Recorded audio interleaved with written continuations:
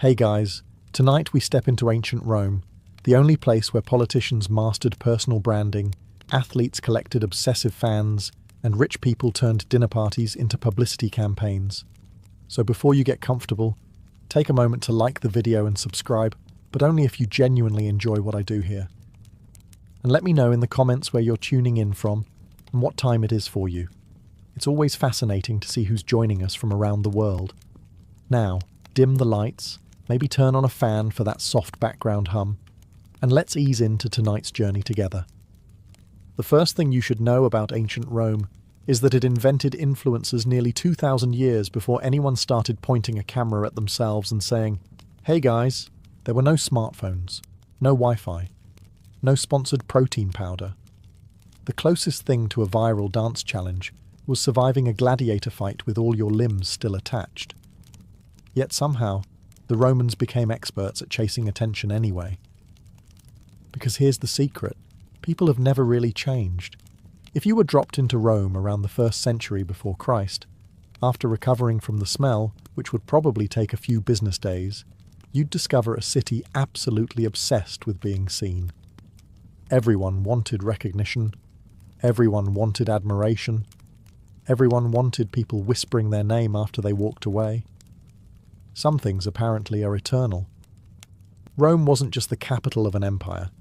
It was home to well over 1 million people packed into narrow streets, towering apartment blocks, noisy markets, temples, workshops, taverns, bathhouses, and enough traffic to make you question whether carts had also discovered rush hour. Every morning, thousands of Romans spilled into the city centre with a mission. Merchants wanted customers, lawyers wanted clients, politicians wanted votes, poets wanted rich sponsors, pickpockets wanted your wallet. You wanted to keep your wallet. Not everyone would achieve their goals. All roads, sooner or later, led to one place, the Roman Forum. Calling it a marketplace hardly does it justice. The Forum was Rome's stage. It was where reputations were built, destroyed, repaired, and occasionally buried. Imagine if Parliament, Wall Street, Times Square, your local shopping centre, and every social media platform were squeezed into one giant open square where everyone talked at the same time. Add wandering goats, pigeons with absolutely no respect for personal space, and a suspicious number of statues of very confident-looking men. Congratulations. You're getting close. As you wander through the Forum, you're surrounded by noise. Senators deliver speeches while trying to appear effortlessly brilliant. Lawyers argue dramatic court cases to crowds who are just as interested in the entertainment as the verdict. Merchants loudly insist they're offering the deal of a lifetime, despite making exactly the same claim yesterday. Friends exchange gossip so quickly you'd swear someone had secretly invented group chats. News doesn't travel by notification, it travels by mouths, and Roman mouths rarely travelled empty. One person hears a rumour, 5 people improve it, 50 people swear they witnessed it personally. By sunset, everyone in Rome knows exactly what happened, including several things that definitely didn't. This constant stream of conversation made one thing incredibly valuable: attention. Romans didn't simply want to be successful. They wanted everyone else to know they were successful. Quiet achievement was nice. Public admiration was considerably better. Your reputation determined almost everything. It could help you win elections, secure business deals, arrange prestigious marriages, attract powerful friends, or convince complete strangers that you were someone worth listening to. Lose that reputation, and rebuilding it could be harder than finding a clean pair of sandals after walking through Rome in the rain. Naturally, ambitious Romans became experts at managing their public image. Politicians practiced speeches until every pause sounded spontaneous. Wealthy families built magnificent houses designed to leave visitors politely pretending they weren't jealous. Military generals celebrated victories with enormous triumphal processions, because apparently defeating foreign armies wasn't enough unless several 100,000 people applauded afterward. Even charity became a performance. A wealthy Roman might pay for new roads, fountains, temples, or public games. Was he generous? Sometimes. Did he also enjoy having his name attached to every impressive project in the city? Without question. The Romans understood something that modern influencers understand perfectly. Visibility creates influence. Influence creates opportunity. Opportunity creates even more visibility. It's a wonderfully efficient cycle, provided nobody catches you doing something spectacularly embarrassing in public. And in Rome, with over 1 million potential eyewitnesses, and a population that treated gossip like an Olympic sport, that was always a very real possibility. As you'll soon discover, some Romans became absolute masters of this game. They built personal brands so powerful that people are still talking about them 2,000 years later, which, when you think about it, is probably the most successful influencer campaign in history. If attention was Rome's currency, reputation was its bank account. You quickly discover that Romans don't simply ask who you are. They ask what people think of you. Those are two very different questions. Imagine waking up every morning knowing that your neighbours, your business partners, your political rivals, your future in-laws, and the random man selling olives on the corner are all quietly judging every decision you make. Actually, don't imagine it for too long. It sounds exhausting. For the Romans, however, this wasn't unusual. Reputation sat at the centre of nearly everything they did. A respected name could open doors before you even knocked. A damaged one could slam them shut permanently. The Romans even had several words for different kinds of reputation, because apparently one wasn't enough. There was dignitas, the respect you earned through your achievements, family, and behaviour. There was gloria, the fame that came from great victories or remarkable accomplishments. Then there was fama, your public reputation, the story everyone else told about you once you'd left the room. Notice something. Only one of those actually belonged to you. The others belonged to everyone else.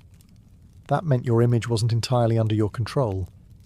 You could spend years building a respectable life, only for one spectacular mistake to become the only thing anyone remembered. History, unfortunately, has always preferred entertaining stories. This obsession started young. If you belonged to a wealthy Roman family, you grew up surrounded by ancestors who seemed incapable of being modest.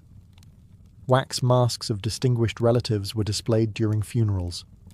Family homes contained statues celebrating generations of military heroes and successful politicians. Imagine growing up with great-great-grandfather staring at you from the hallway every morning, silently reminding you that he conquered half of Spain before turning 30.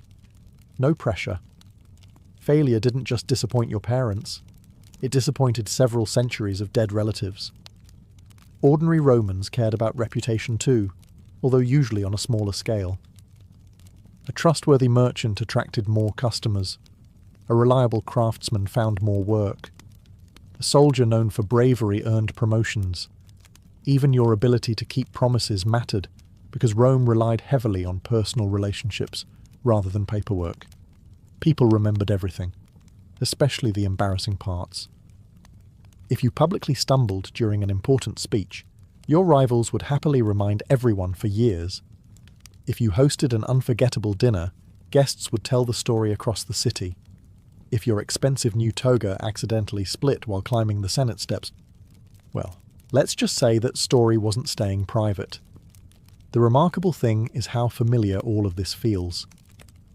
Today, people spend hours carefully choosing photographs, polishing resumes, or crafting the perfect online profile. Romans achieved the same goal with speeches, clothing, generosity, public appearances, and impressive accomplishments. Different tools.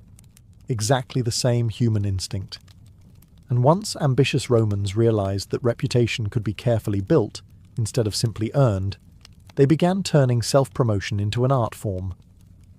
No one mastered that art better than the man waiting just around the corner, Julius Caesar.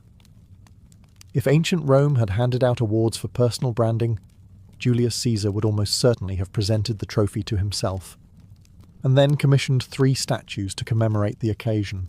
By the time Caesar reached middle age, nearly everyone in Rome knew his name. That wasn't an accident. It wasn't luck. It certainly wasn't because he preferred living quietly in the countryside with a nice vegetable garden. Caesar understood something most politicians didn't. Winning wasn't enough. People had to know you were winning.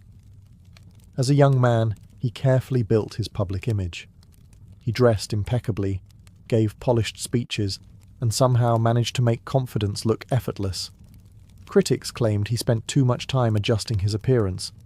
One Roman even joked that Caesar scratched his head with a single finger, so he wouldn't ruin his carefully arranged hairstyle. Imagine conquering Gaul, but still worrying about your hair. Some priorities never disappear. His greatest frustration, however, wasn't vanity. It was becoming famous. Rome was overflowing with ambitious nobles, each trying to outshine the next. Simply being rich wasn't impressive. Plenty of people were rich. Simply being brave wasn't enough either. Rome had thousands of brave soldiers. Caesar needed something bigger. He needed a story. Fortunately, or unfortunately, depending on which side of the battlefield you happened to be standing, the conquest of Gaul provided exactly that. For nearly a decade, Caesar fought campaigns across what is now France, Belgium, parts of Switzerland, and beyond. His victories expanded Roman territory enormously, but the battles themselves were only half the achievement. The other half happened back in Rome. Caesar wrote detailed accounts of his campaigns in a work known today as the Gallic Wars. On the surface, it reads like straightforward military history. In reality, it was brilliant marketing.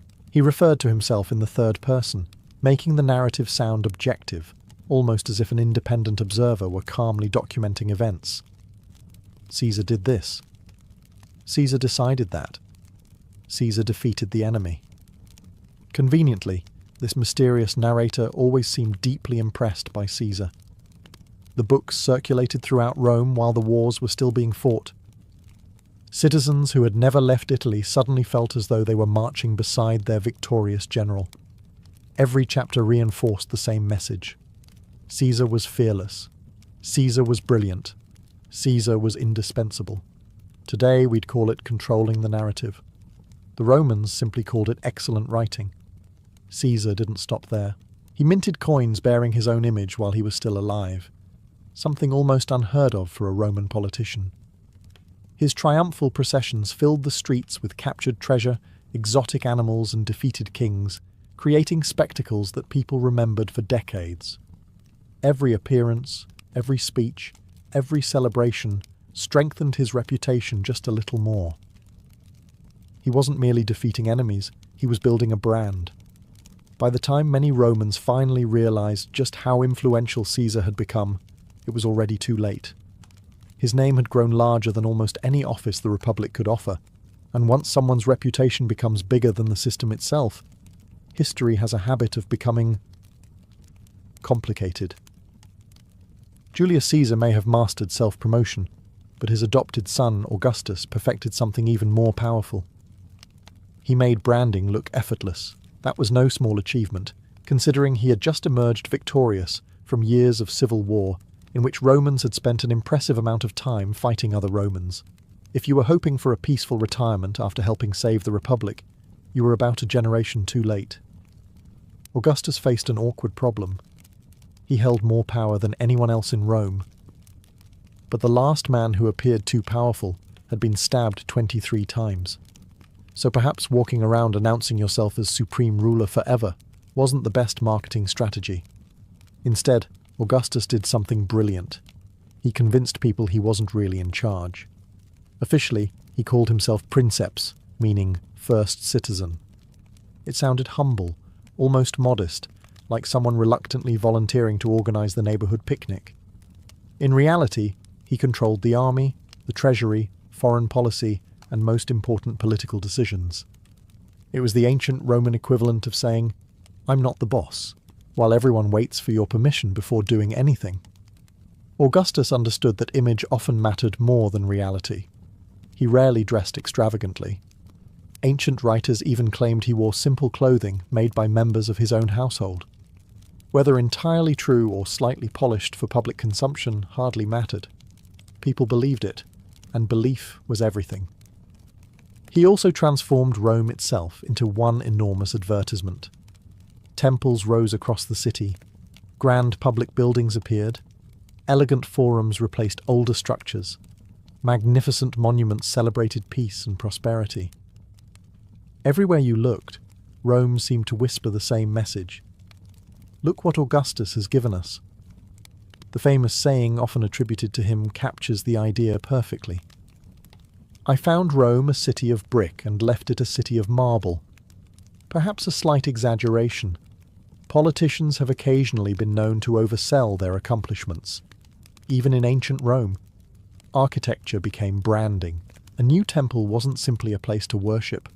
It was a reminder of who paid for it. A restored road wasn't just convenient. It quietly advertised competent leadership every time someone travelled along it. Coins carried his portrait into every marketplace across the empire.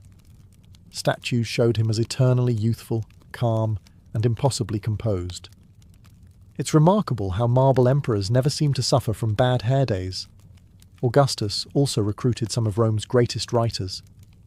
Poets like Virgil and Horace celebrated Rome's glorious future and connected Augustus with legendary heroes from the distant past.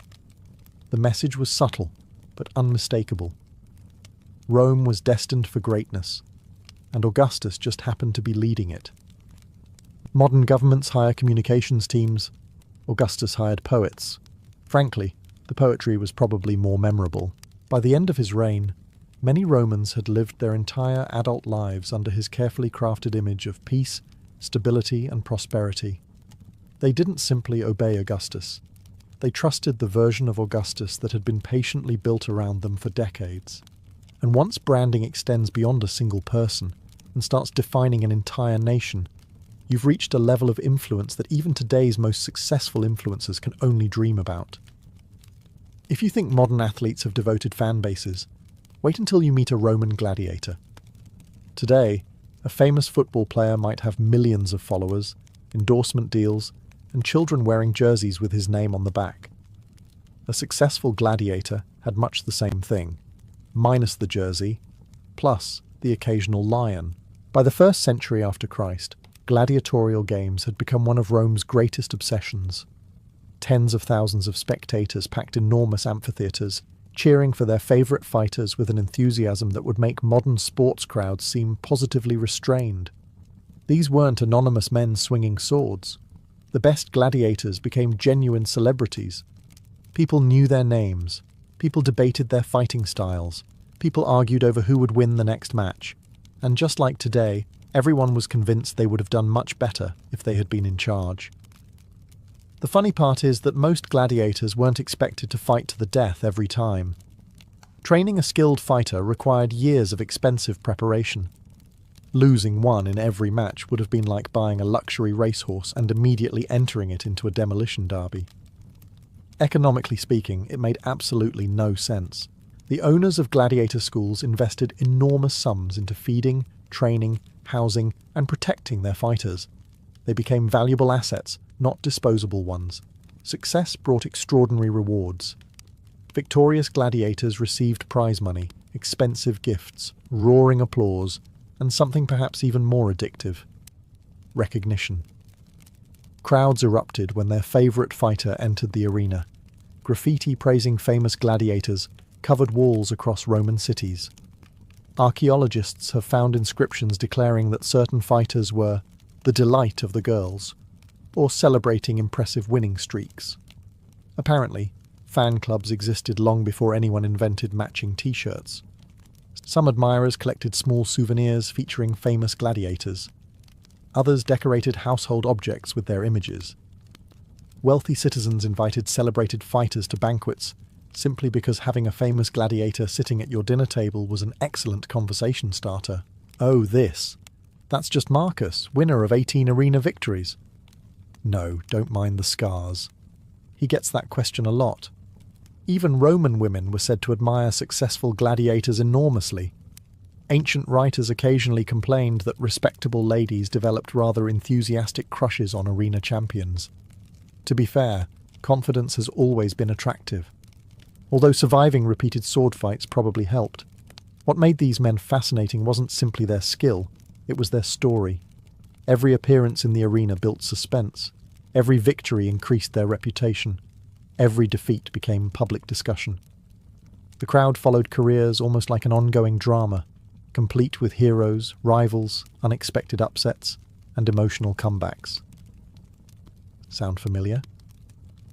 Modern influencers carefully build loyal audiences over years. Gladiators did exactly the same thing.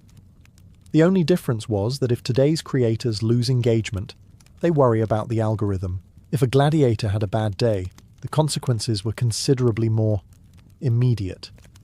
If gladiators were Rome's sports celebrities, the wealthy elite were the lifestyle influencers. Only instead of posting pictures of vacations, they simply invited you to visit their house and casually reminded you that your entire neighborhood could probably fit inside one of their dining rooms. The Romans had a word for showing off without appearing to show off. Actually, they didn't. They simply called it being successful. By the late Republic and throughout the Empire, the richest Romans competed in a never-ending contest of luxury. Owning beautiful things wasn't enough. Other people had to see them, preferably while pretending not to be impressed. Imagine spending a fortune importing rare marble from Greece, colourful granite from Egypt, and expensive columns from Asia Minor. Could local stone have done the job? Of course. Would anyone gasp when they walked through your front door? Absolutely not. And where's the fun in that?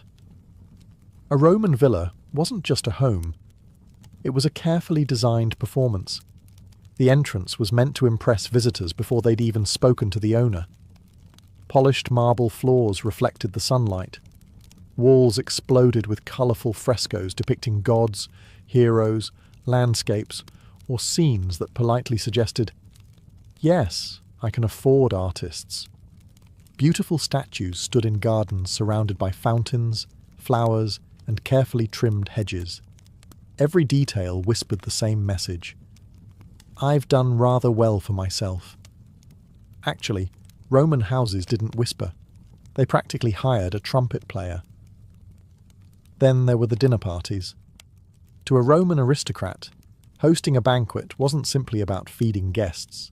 It was an opportunity to display wealth, education, sophistication, and excellent taste, or at least expensive taste. Exotic foods appeared one after another. Fresh oysters arrived from distant coasts. Spices travelled thousands of miles from India. Fine wines were poured from elaborate silver vessels. If a guest asked, "Where did you get this?" the host had already won. Even the servants became part of the performance. Wealthy households employed dozens, sometimes hundreds of enslaved workers who prepared food, poured drinks, entertained guests, cleaned the house, and ensured everything appeared effortless. Effortlessness, incidentally, often requires an astonishing amount of effort. Clothing told its own story. A brilliantly white toga signalled status and respectability. Rich purple dye was so expensive that it became closely associated with emperors and the highest ranks of society. Fine jewellery, imported perfumes, elegant hairstyles, and carefully tailored tunics completed the picture. You weren't just getting dressed.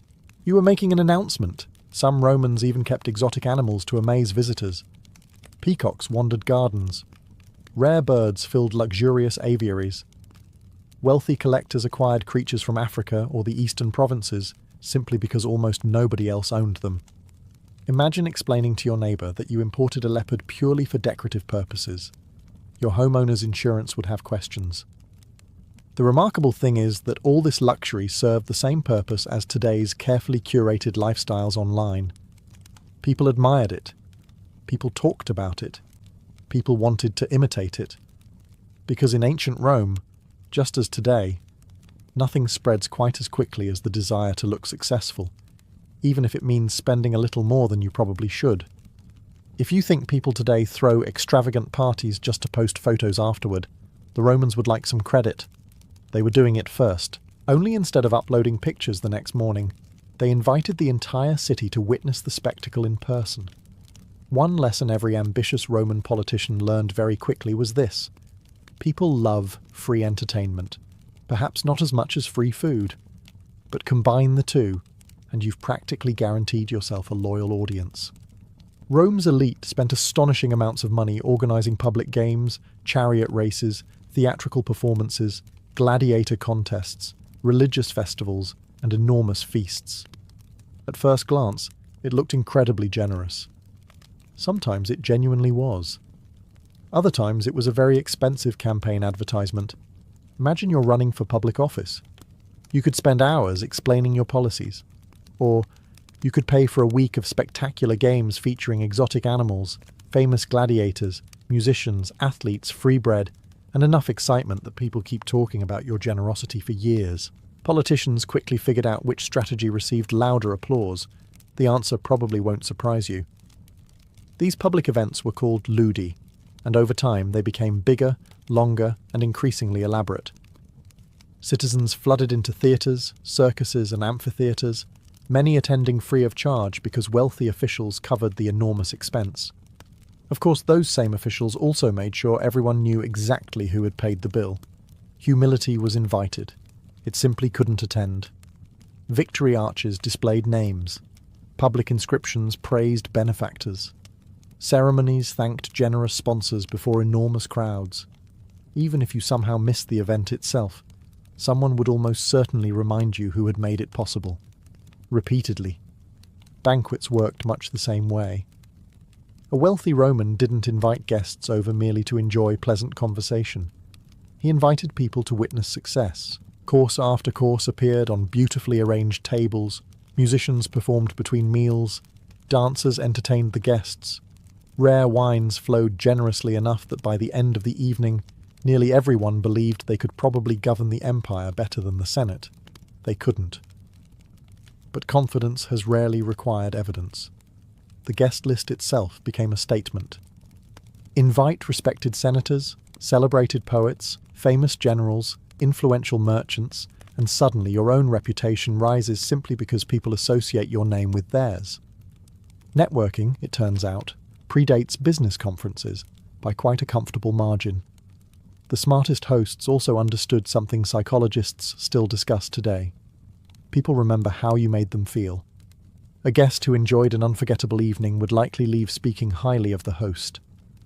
Those stories spread through neighborhoods, marketplaces, bathhouses, and eventually the forum itself. One successful banquet could generate weeks of favorable conversation.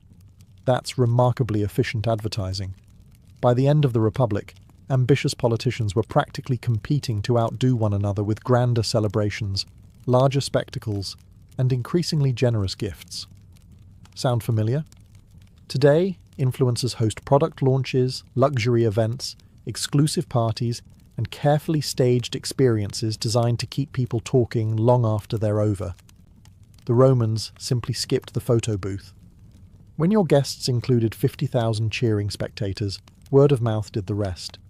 If Rome had a homepage, it was the Forum. Not the Colosseum, not the Senate, not the Emperor's Palace. The Forum was where everyone went to see what everyone else was doing. You arrive just after sunrise and the place is already alive. Shopkeepers are opening their stalls. Lawyers are warming up their voices.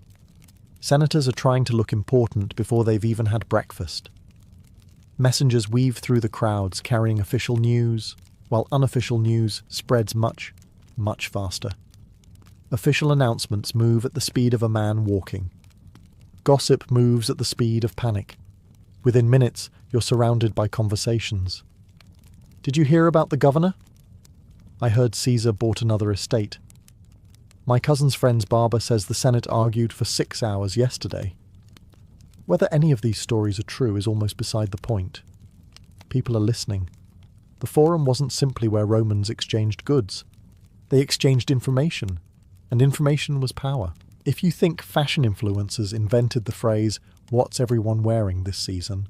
the Romans would politely invite you to examine 2,000 years of evidence. Then they'd probably judge your sandals. Appearance mattered enormously in ancient Rome. Long before luxury brands, designer labels, or seasonal collections, clothing announced who you were before you ever opened your mouth. Sometimes it announced who you desperately wanted people to think you were. That worked then about as well as it does now. The simplest example was the toga, Contrary to what films often suggest, Romans didn't wear togas all day while casually strolling around looking philosophical. A toga was heavy, expensive, awkward to put on, and surprisingly inconvenient if you had any intention of doing actual work.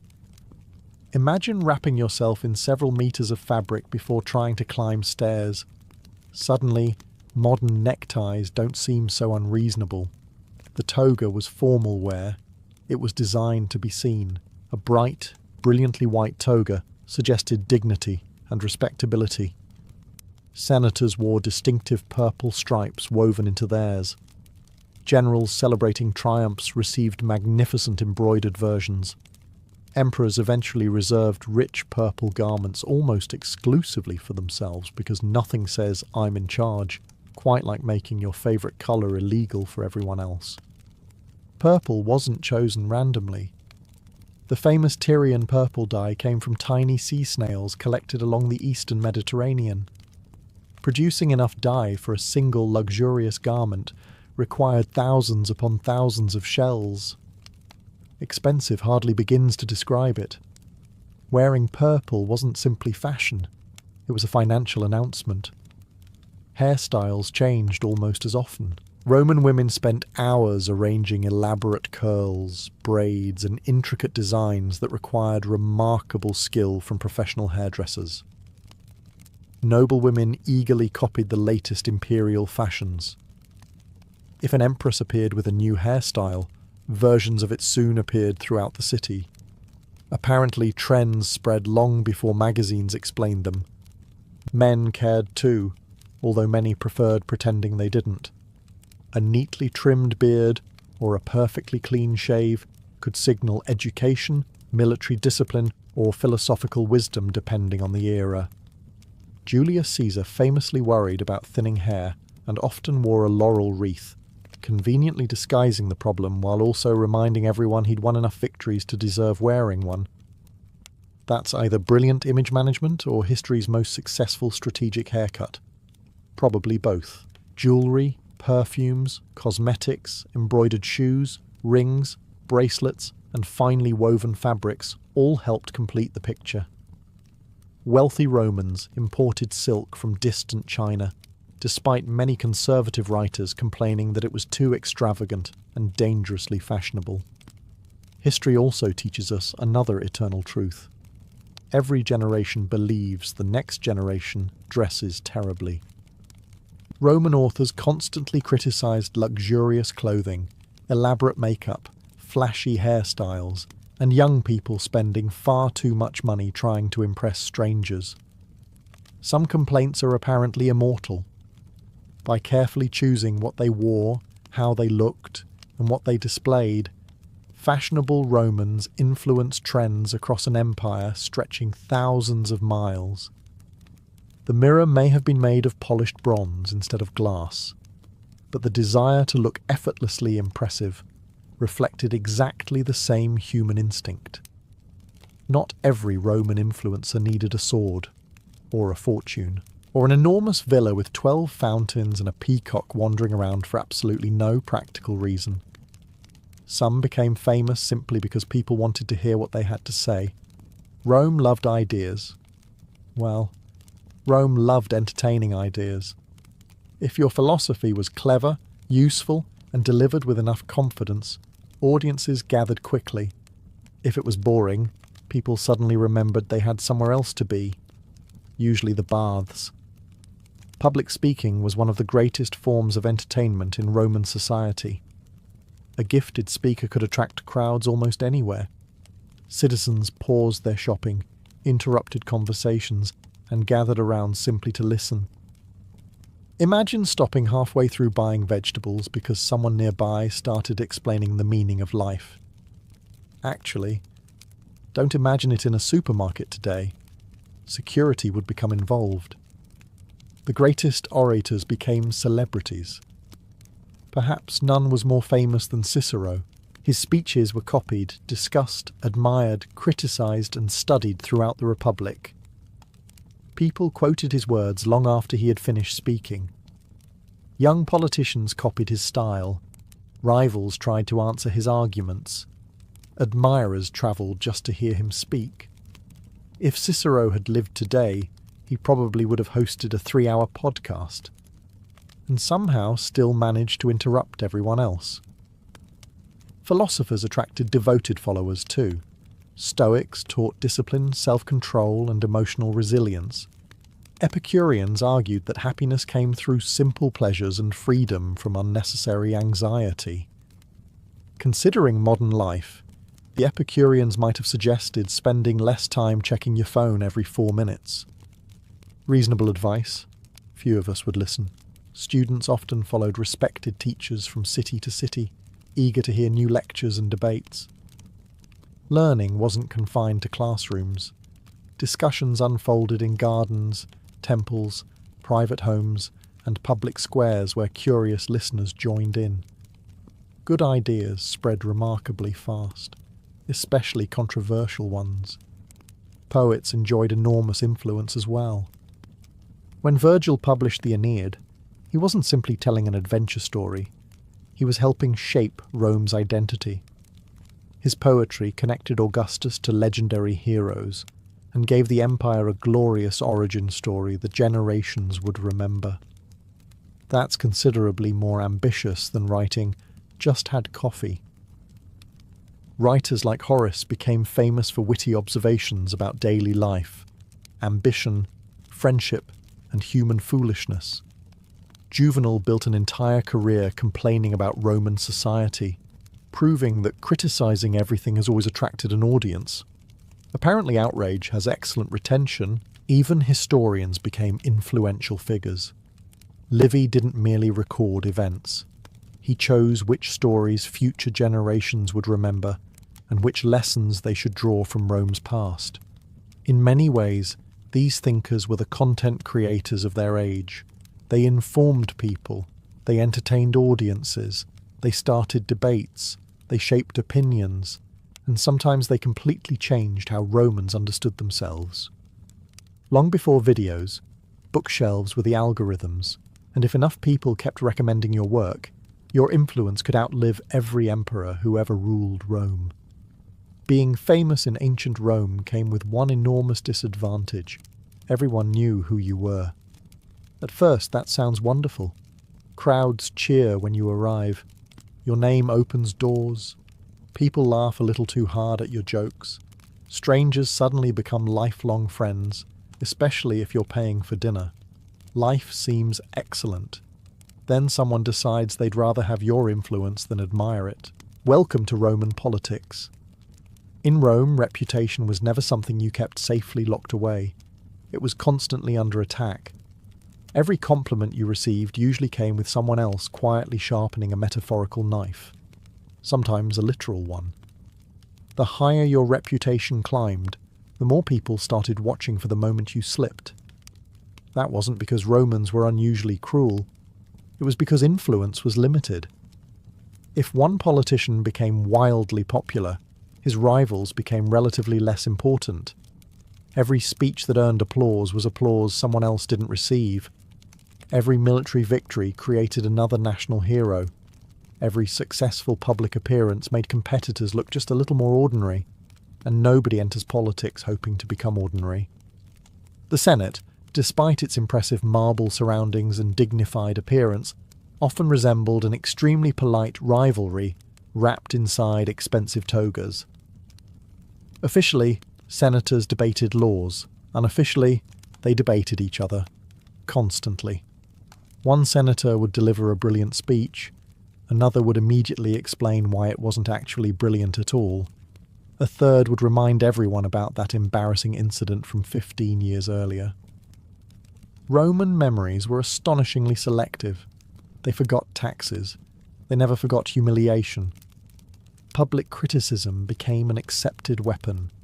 Politicians mocked one another during speeches. Satirical poems spread through the city. Anonymous insults appeared as graffiti on walls.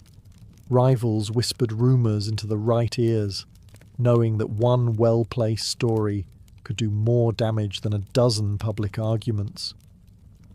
Character assassination existed long before the phrase did, and it was considerably cheaper than building an army. Even successful military commanders faced enormous risks. Winning too many victories could make soldiers adore you more than the Republic itself. That sounded flattering until nervous politicians started wondering whether your popularity might become inconvenient. Julius Caesar learned that lesson rather dramatically. His military genius, generosity, and carefully cultivated image made him the most famous man in Rome. Citizens admired him. Soldiers adored him. Crowds gathered wherever he appeared. His influence eventually became so enormous that many senators feared one man was becoming larger than the Republic itself. The result was history's most infamous Senate meeting. Not every famous Roman met such a dramatic end, of course. Some were exiled. Others faded from public life after scandals, failed political careers, or unfortunate decisions.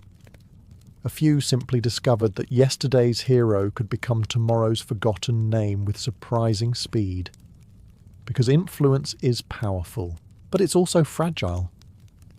The same crowd that celebrates you today may find someone more exciting tomorrow. The Romans understood this better than anyone. Fame could lift you higher than you ever imagined. It could also make you the easiest person in the empire to find. If Julius Caesar understood how to build a powerful personal brand, and Augustus knew how to manage one, Nero showed what happens when you become a little too obsessed with your own publicity. Actually, a little might be generous. Imagine becoming so convinced that you're the greatest singer, actor, musician, athlete and performer alive that you insist an entire empire agrees with you, whether they want to or not. That was Nero. When Nero became emperor in the year 54 after Christ, he was only 16 years old. At first, things went surprisingly well. Guided by experienced advisors, the young emperor appeared promising. Taxes remained reasonable, public administration functioned effectively, and many Romans believed the empire had entered another stable reign. Then Nero discovered something he enjoyed even more than governing. Being admired, not respected. Admired. There is a difference. Respect usually comes from competence. Admiration can sometimes be achieved simply by making enough noise. Nero desperately wanted to be remembered as an artist. He wrote poetry, played the lyre, acted on stage, competed in musical contests, and sang before enormous audiences. None of these hobbies would have been particularly unusual for an ordinary Roman. For an emperor, however, they raised more than a few eyebrows. Roman aristocrats generally believed public performance was beneath someone of high status. Actors and entertainers could become famous, certainly, but emperors were expected to rule the empire, not headline the evening's entertainment. Nero disagreed. Spectacularly. Whenever he performed, audiences were expected to stay until the very end. Ancient writers claimed that leaving early was forbidden. Some supposedly pretended to faint just to be carried outside. Others reportedly climbed over walls to escape. Imagine a concert so long that your best exit strategy involves feigning unconsciousness. Modern encores suddenly seem much less intimidating. Winning competitions also became remarkably easy. Mostly because the judges understood that awarding second place to the emperor was not an especially healthy career choice. Strangely enough, Nero accumulated an impressive collection of victories. History remains unconvinced. His image appeared everywhere. Coins carried his portrait. Statues filled public spaces. Grand building projects celebrated his reign. After the Great Fire of Rome, he constructed the magnificent Golden House, an enormous palace decorated with marble, gold, artificial lakes, and extravagant gardens. It certainly attracted attention. Unfortunately, not always the kind he wanted. The more Nero tried to control how people saw him, the harder it became to separate image from reality. Rumours spread. Criticism grew. His carefully crafted public persona began cracking under the weight of his own ambition. Because influence has one unavoidable rule. You can encourage admiration. You cannot force it. The moment applause becomes mandatory, it stops being applause. It's simply very enthusiastic obedience. And no personal brand, whether in ancient Rome or today, can survive forever once people stop believing the performance. By now you've probably noticed a pattern. Romans didn't chase influence simply because it felt good, although it certainly didn't hurt. They chased influence because influence made everything else easier. Money, power, business, marriage, politics. The more people trusted your name, the less work your name had to do. Think about it this way. Imagine two merchants arrive in Rome selling identical olive oil. The first is completely unknown. The second has spent years sponsoring festivals, donating money to public projects, making speeches in the forum, and earning a reputation for honesty. Whose olive oil would you buy? Exactly. The product hasn't changed. The reputation has. Romans understood something modern economists still recognize today. Trust has value. Once people believed in you, opportunities seemed to appear almost effortlessly. Businessmen attracted more customers, lawyers found more clients, teachers filled their classrooms, doctors gained more patients. Architects received larger commissions. Even bankers preferred lending money to someone with an excellent public reputation. Your name became a guarantee, or at least a very persuasive sales pitch. Politicians benefited even more. A candidate with a respected family, military achievements, generous public donations, and an impressive speaking voice entered elections with an enormous advantage. Citizens naturally assumed that someone famous must also be capable. History has occasionally demonstrated that this assumption deserves careful testing. Military commanders also relied on influence. Soldiers fought harder for generals they admired. Victorious commanders gained loyal veterans who followed them for years, sometimes decades. Success on the battlefield produced fame, and fame attracted even greater loyalty. It became a remarkably efficient cycle. Win battles, gain followers, win more battles. Try not to alarm the Senate too much. Admittedly, that last step proved difficult for several ambitious Romans. Influence also shaped family fortunes. Prestigious marriages often connected powerful households together. Parents proudly advertised successful relatives. Family names became valuable assets passed from one generation to the next. If your grandfather had saved Rome, people remembered. If your uncle had embarrassed himself at an important banquet, people remembered that too. Nothing ever truly disappeared.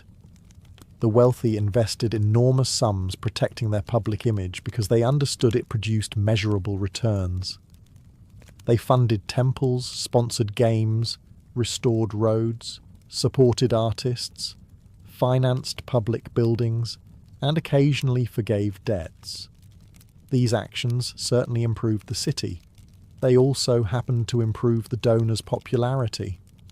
Funny how often those two goals manage to cooperate. Modern companies spend billions building recognizable brands. Celebrities carefully manage their public image.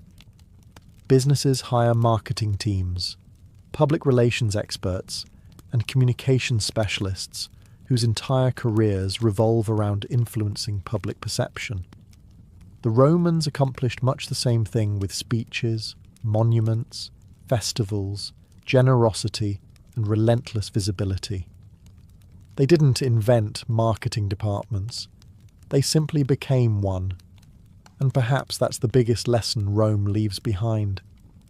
Attention was never the final prize. Attention was the investment. The real reward came from everything influence quietly unlocked afterward. By now, you've probably realized something slightly unsettling. The Romans were supposed to feel ancient. Instead, they keep feeling familiar. Change the marble streets into sidewalks. Replace togas with tailored suits. Swap wax tablets for smartphones. And suddenly, the distance between ancient Rome and today becomes surprisingly small. The technology changed. Human nature hardly did. The Romans understood that attention creates opportunity. They knew that people are naturally drawn to confidence, success, beauty, spectacle, and a good story. They recognized that the person who controlled the narrative often controlled the outcome. Sound familiar? Today, influencers carefully choose what parts of their lives to share. Romans did exactly the same thing. Julius Caesar wrote about his greatest victories. He didn't spend nearly as much time discussing the days everything went terribly wrong. Augustus proudly displayed magnificent temples and peaceful cities. He was noticeably less enthusiastic about reminding people how many civil wars had made his peaceful empire possible. Nero preferred audiences to remember his performances. History had other ideas. The principle hasn't changed. Most people naturally present the version of themselves they'd like the world to see. Nobody rushes to announce, "Good morning, everyone. I made 3 terrible decisions before breakfast." Some thoughts remain private, probably for the best. Even followers worked in remarkably similar ways. Modern creators measure subscribers.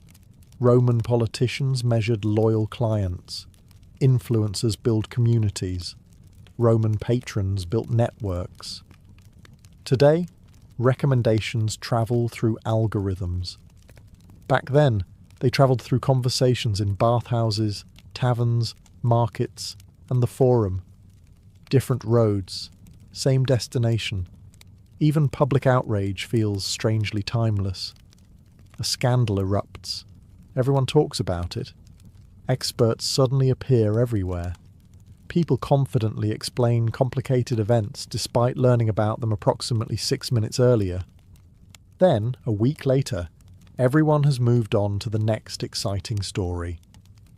The Romans would have adapted to social media with alarming speed. One can almost picture Cicero posting lengthy political arguments before sunrise, carefully responding to critics throughout the afternoon, and ending the evening by reminding everyone they had misunderstood his previous statement.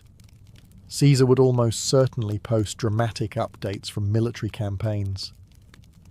Augustus would hire the finest photographers in the empire, assuming someone first invented photography. Nero would probably live-stream concerts lasting 6 uninterrupted hours. Comments would be disabled, of course. The real lesson isn't that the Romans predicted the internet. They didn't. What they understood was something much deeper.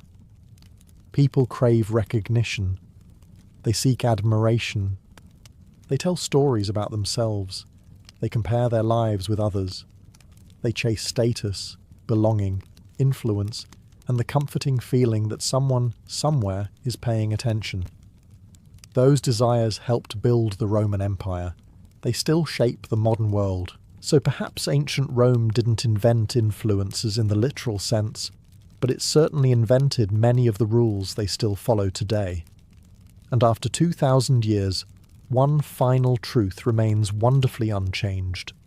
Whether you're speaking in the Roman Forum or posting online, people may forget exactly what you said, but they'll almost always remember how you made them feel, which it turns out has always been the most powerful kind of influence. Imagine opening your eyes before sunrise, not because of an alarm clock, but because the rooster, your aching back, and the cold air sneaking through the cracks in your cottage have all decided that sleeping is now an unnecessary luxury. You are not waking up refreshed. You are waking up already behind. That was the reality for most people living in medieval Europe. Stress was not an occasional visitor. It was more like a roommate who refused to pay rent and insisted on commenting on every decision you made. Unlike today, there was no weekend to anticipate, no paid holiday, and certainly no concept of taking a mental health day. If you stayed in bed because you simply felt overwhelmed, the wheat would not harvest itself, the cow would not milk itself, and your Lord would not send a thoughtful note saying, "Take all the time you need." Instead, life demanded action from the moment daylight appeared. Most medieval people lived in farming communities, and nearly every hour of the day revolved around keeping themselves alive until the next season. The year was divided not by holidays or vacations, but by planting, weeding, harvesting, repairing fences, collecting firewood, tending animals, preserving food, and praying that none of those jobs went disastrously wrong. The pressure began early in life. Children were expected to help as soon as they were physically able. A small child might gather eggs, scare birds away from crops, carry water, or watch younger siblings while adults worked the fields. By modern standards, childhood was remarkably short.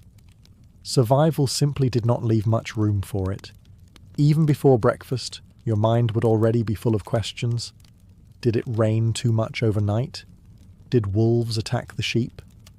Is the ox still healthy enough to pull the plough? Has your grain begun to rot? Is someone in the family showing signs of illness? Every one of those questions carried serious consequences. There was also very little separation between work and home. Your workplace was your home. Your livestock lived beside you. Your tools leaned against your walls. Every unfinished chore remained in sight, quietly reminding you that tomorrow's workload was already growing. Perhaps the greatest difference between medieval stress and modern stress was uncertainty. Today, many people worry about paying next month's bills. A medieval peasant often worried whether there would even be enough food to reach next month. There were no weather forecasts, no crop insurance, no government relief programs, and no supermarket stocked with food from across the world. If hail destroyed your barley, no truck would arrive carrying replacement grain. If disease killed your pigs, there was no compensation waiting. Nature had made its decision, and everyone simply had to live with it. This constant uncertainty shaped how medieval people viewed the world. Every clear sky was appreciated. Every healthy child was celebrated. Every successful harvest felt less like an achievement and more like escaping disaster for one more year. Because in medieval life, you were never really trying to become wealthy. Most days, you were simply trying not to lose everything. If waking up already behind was stressful, stepping outside made things even worse. The moment you looked across your fields, you were reminded that your entire future rested on forces you could neither predict nor control. Modern farmers have weather satellites, irrigation systems, fertilizers, and machines capable of harvesting acres in hours. Medieval farmers had none of those advantages. They had experience, hard work, and a hopeful glance toward the sky. Unfortunately, the weather had absolutely no interest in rewarding optimism. A single week of heavy rain could waterlog freshly planted crops. A late frost in spring could kill delicate shoots that had taken months of preparation to sow. Summer droughts baked the soil until it cracked open, while autumn storms flattened grain just days before harvest. Every season carried its own unique opportunity for disaster. You did not simply farm the land, you negotiated with it every single day. Most peasants depended on a handful of staple crops, such as wheat, barley, oats, or rye. If these failed, there was rarely a backup plan. Fields were carefully divided into strips, and although crop rotation helped preserve fertility, yields remained modest. On average, every seed planted produced only a few more in return, leaving very little margin for error. Then came the weeds. Without chemical herbicides or modern equipment, weeds were pulled by hand, one stubborn plant at a time. Entire families spent long days bent over fields, removing anything that threatened the precious grain. By evening, aching muscles were simply accepted as part of life. The animals brought their own worries. Oxen, horses, and cows were not merely livestock, they were valuable co-workers. If an ox became lame during ploughing season, replacing it could be impossible. Losing one animal might delay planting long enough to reduce the entire harvest. And then there were the pests. Mice raided granaries, birds descended on ripening fields, insects devoured crops with astonishing speed. Wild boars could trample carefully tended farmland overnight, while wandering deer helped themselves without so much as an apology. Even a flock of hungry geese could undo weeks of patient work. The harvest itself was perhaps the most stressful time of all. Every available hand joined the effort. Men swung sickles from dawn until dusk. Women gathered bundles into sheaves. Children collected loose stalks left behind. There was no room for delays because rain arriving at the wrong moment could ruin grain that had not yet been stored. When the final wagon finally rolled into the village, relief was never guaranteed. The grain still had to survive mould, fire, rats, theft, and a long winter that always seemed determined to last just a little longer than expected. In medieval life, finishing the harvest did not mean your worries were over. It simply meant you had survived one battle, while the next one was already waiting. Even if the weather had been kind and your crops were growing nicely, you were far from free. Medieval life came with another relentless source of stress that no amount of hard work could escape. Everyone seemed to want a piece of what you produced. The Lord expected his rent. The church expected its tithe. The king's officials might arrive demanding taxes. Local millers charged fees to grind your grain. Blacksmiths needed payment for repairing tools. If you borrowed seed or livestock from a neighbour, that debt also had to be repaid. Your harvest often belonged to several different people before your own family even tasted it. Most peasants were tenants rather than owners of the land they farmed. The fields technically belonged to a local noble, and in exchange for the right to work them, peasants owed labour, produce, rent, or a combination of all three. Depending on where and when they lived, they might spend several days each week working directly on the Lord's own fields before returning to their own. Imagine spending Monday, Tuesday, and Wednesday helping someone else's farm, while desperately hoping your own crops could politely wait until Thursday. The church also played a central role in daily life. A common obligation was the tithe, usually around 1/10 of certain agricultural produce. Grain, lambs, chickens, eggs, and other goods might all contribute. Most people accepted this as both a religious duty and a normal part of society.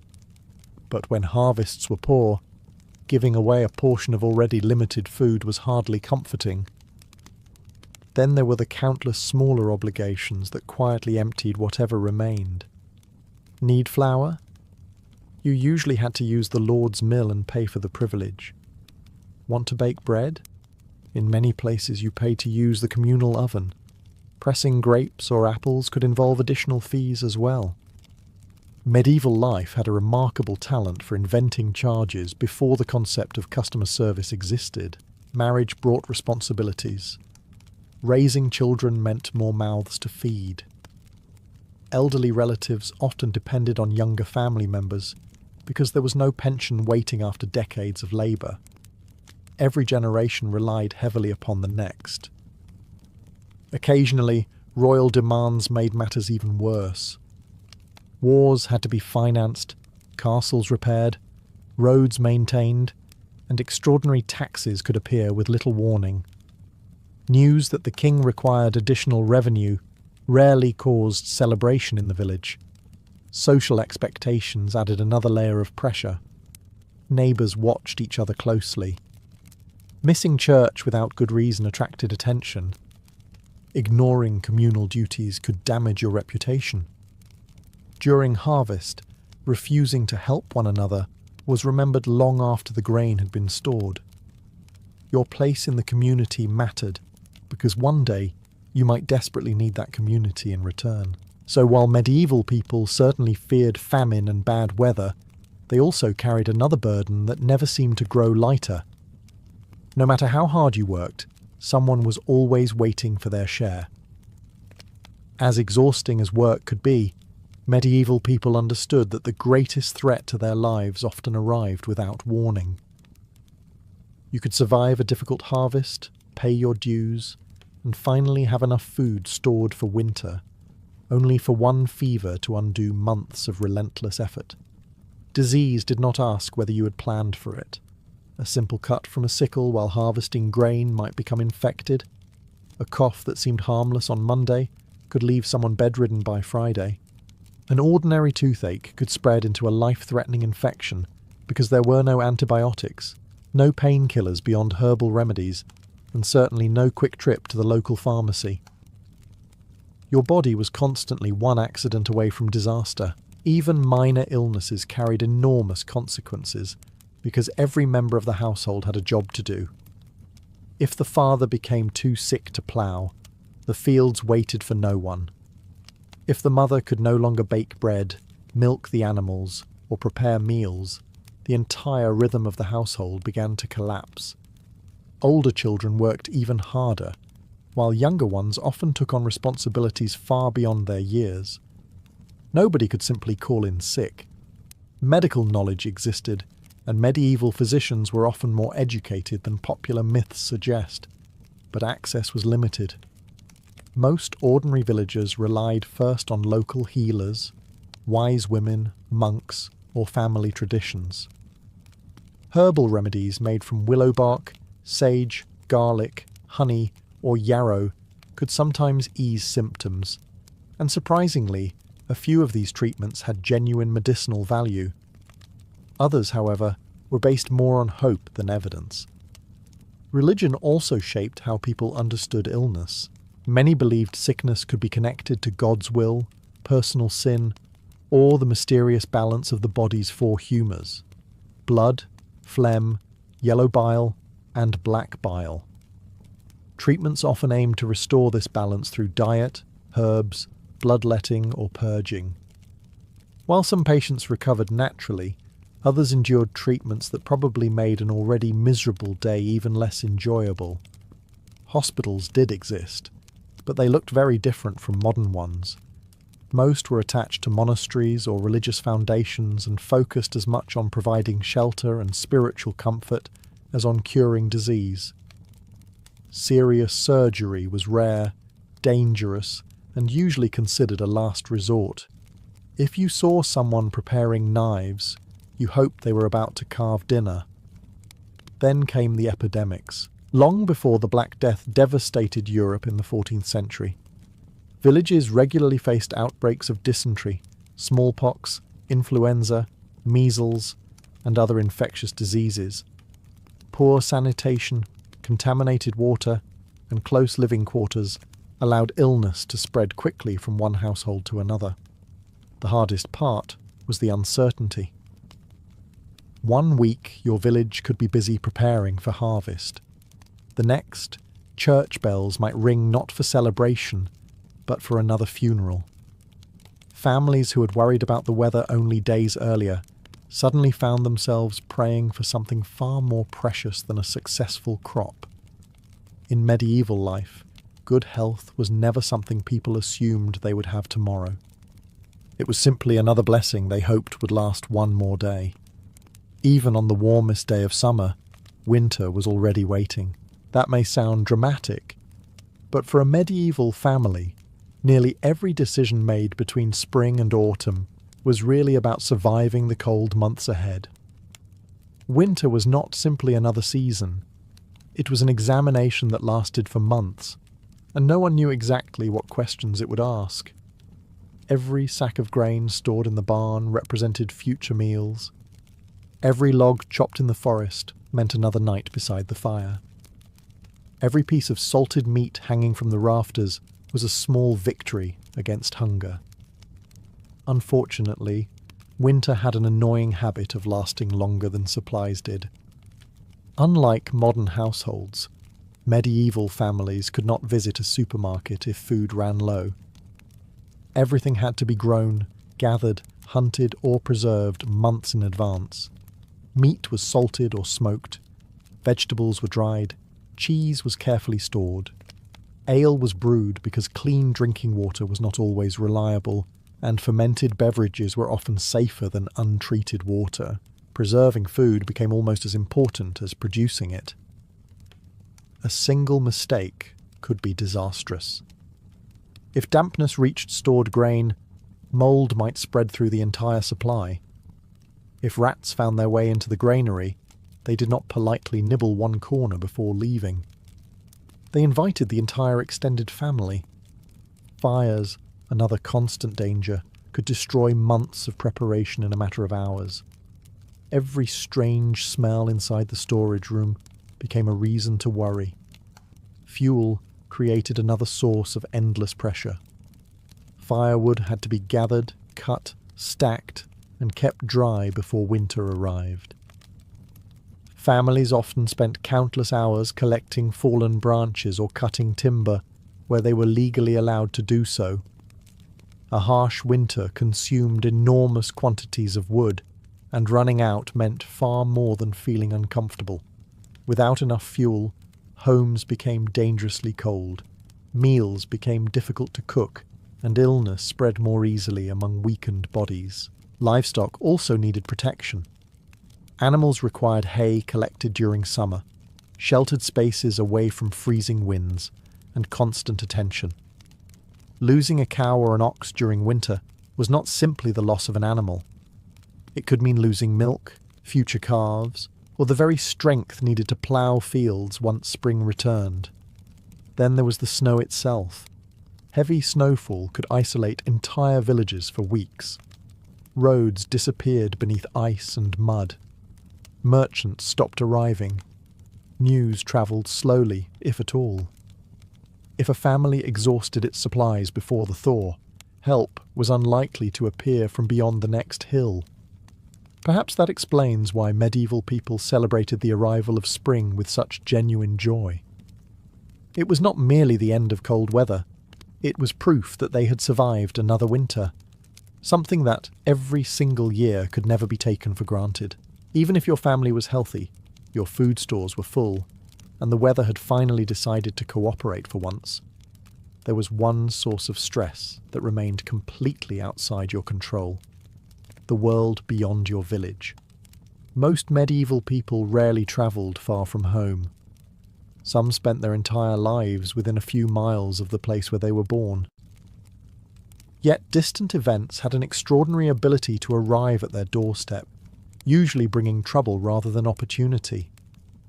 When strangers rode into the village in a hurry, people did not gather expecting wonderful surprises. They expected bad news. Perhaps a neighbouring lord had declared war. Maybe raiders had been spotted along the nearby roads. A noble family could be feuding over land, and suddenly every peasant found themselves caught in the middle. Medieval politics had a remarkable way of involving people who had absolutely no say in them. Imagine spending months carefully growing wheat, only to watch an army march straight through your fields, because your village happened to be located between two castles. Soldiers rarely travelled lightly. Hundreds or even thousands of men required enormous amounts of food. Grain disappeared from barns.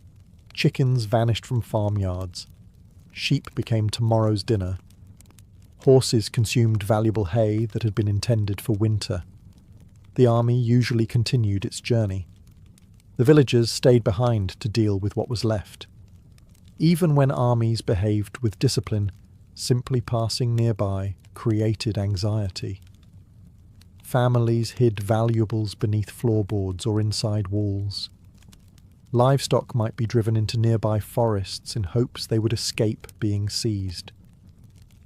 Mothers kept children close, while fathers nervously watched unfamiliar banners approaching along dusty roads. War also disrupted trade.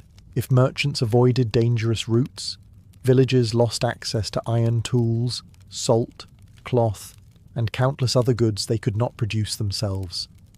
Salt was especially valuable because it preserved meat. Without it, food spoiled far more quickly. A conflict taking place dozens of miles away could quietly make winter much harder for people who had never even seen a battlefield. Then there were the rumours. Without newspapers, radios, or reliable communication, information spread by travellers, merchants, pilgrims, and wandering monks. Every story changed slightly with each retelling. One traveller claimed an entire town had burned. Another insisted the king had died. Someone else swore that bandits now controlled the next valley. Separating truth from exaggeration was nearly impossible. Yet people still had to make decisions based on these stories. Should they travel to market? Was it safe to visit relatives? Should they delay the harvest because soldiers might arrive? Nobody knew for certain. Living in the medieval world often meant preparing for disasters that might never happen, while hoping the ones you failed to imagine stayed far away. Sometimes they did. Far too often, they did not. After hearing about endless work, uncertain harvests, illness, taxes, and the constant threat of war, you might assume medieval people eagerly looked forward to moments of peace. They certainly did. The problem was finding enough of them. The image of medieval peasants working every single hour of every single day is actually an exaggeration. The church calendar included many feast days, saints' days, and religious festivals when ordinary labour slowed or stopped. Weddings, fairs, market days, and seasonal celebrations also broke up the routine. These occasions mattered deeply because they offered rare opportunities to laugh, dance, tell stories, and forget tomorrow's worries.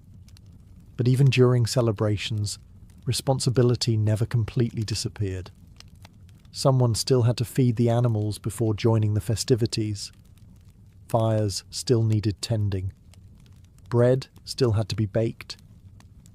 Infants did not conveniently postpone crying because today happened to honour a particular saint. The rhythm of survival never paused for very long. When evening finally arrived after a full day's work, people often gathered around the hearth rather than collapsing immediately into bed. The fireplace was more than a source of warmth. It became the centre of family life. Meals were shared, clothing was repaired, tools were mended, and stories were passed from one generation to the next.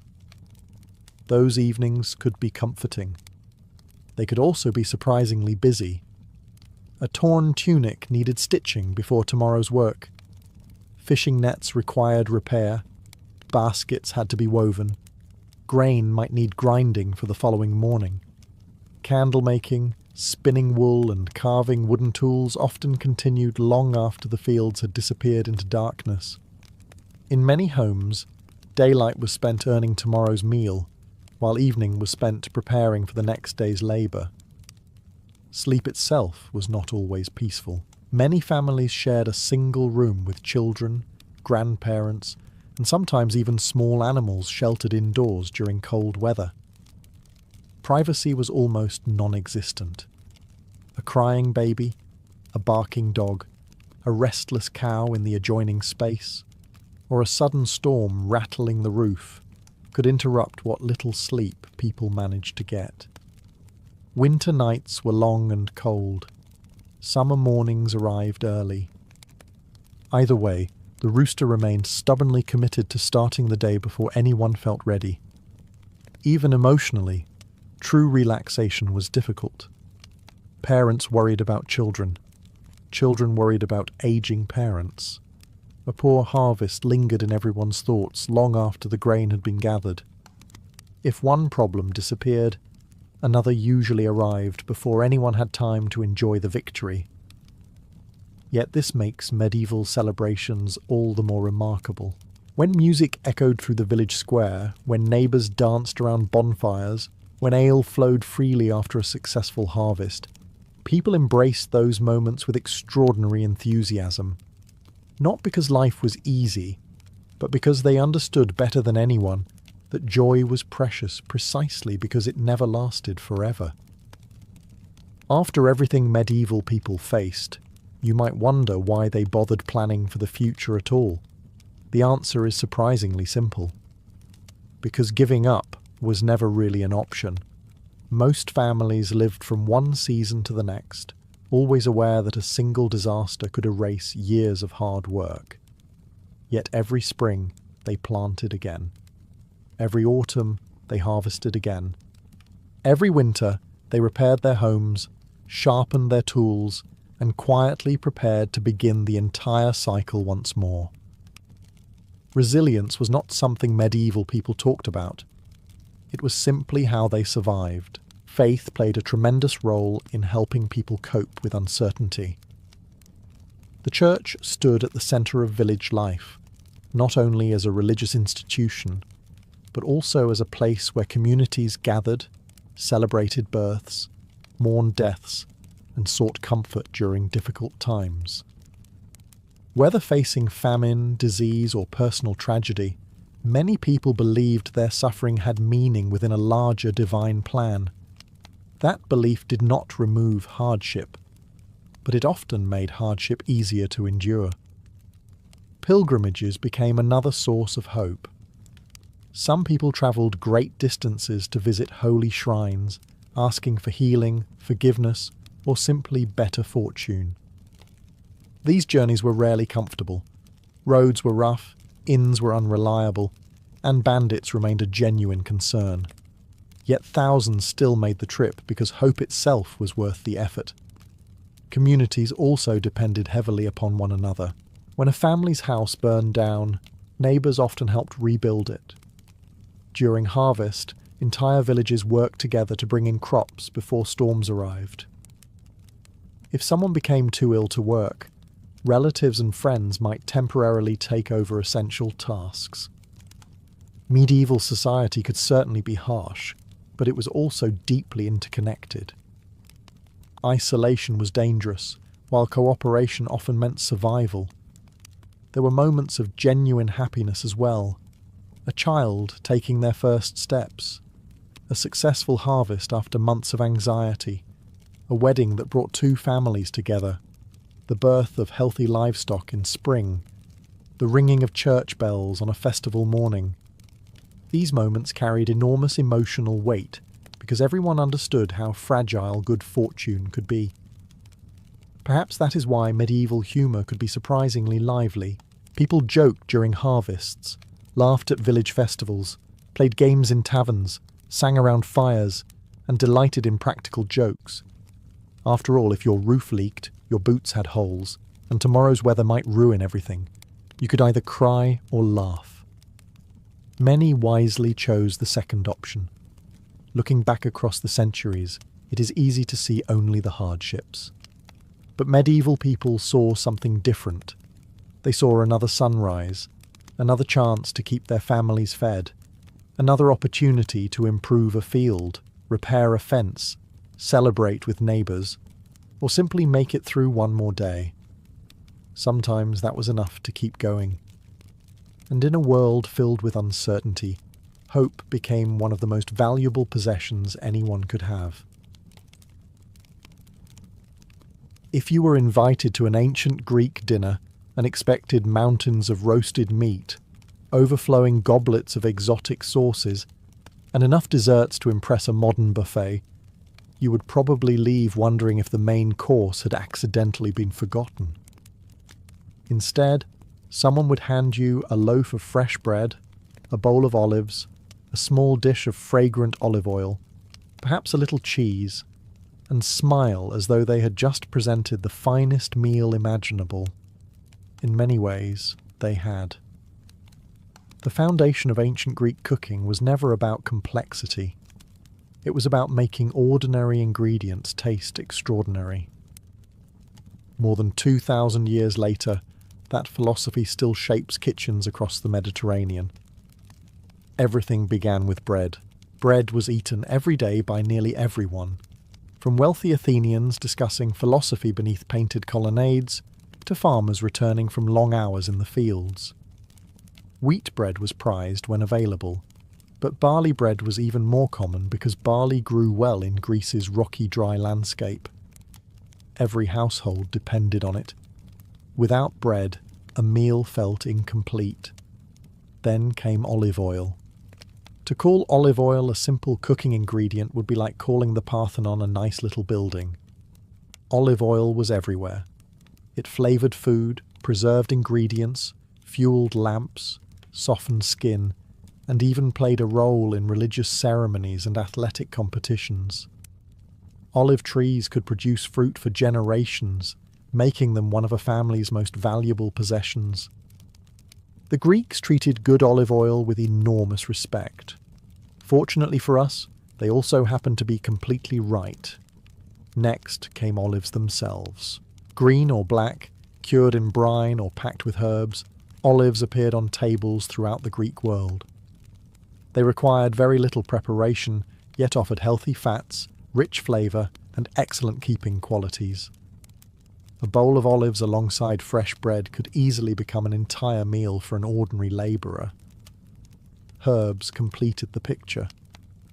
Oregano, thyme, mint, dill, coriander, fennel, and parsley grew naturally across much of Greece.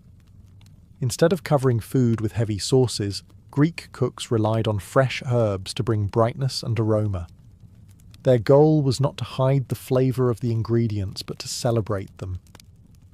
Perhaps the biggest surprise is just how familiar this meal still feels. Walk into a Greek taverna today, and before you've even opened the menu, you're likely to receive crusty bread, olive oil, olives, and perhaps a little cheese to share. The faces around the table have changed, the language has evolved, and electric lights have replaced oil lamps.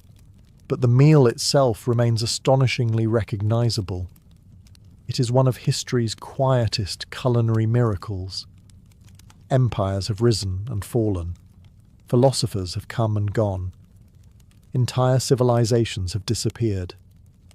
Yet somewhere, someone is still tearing off a piece of warm bread, dipping it into olive oil, adding an olive on the side, and unknowingly enjoying almost the exact same flavours that an ancient Greek would have recognised more than 2,000 years ago.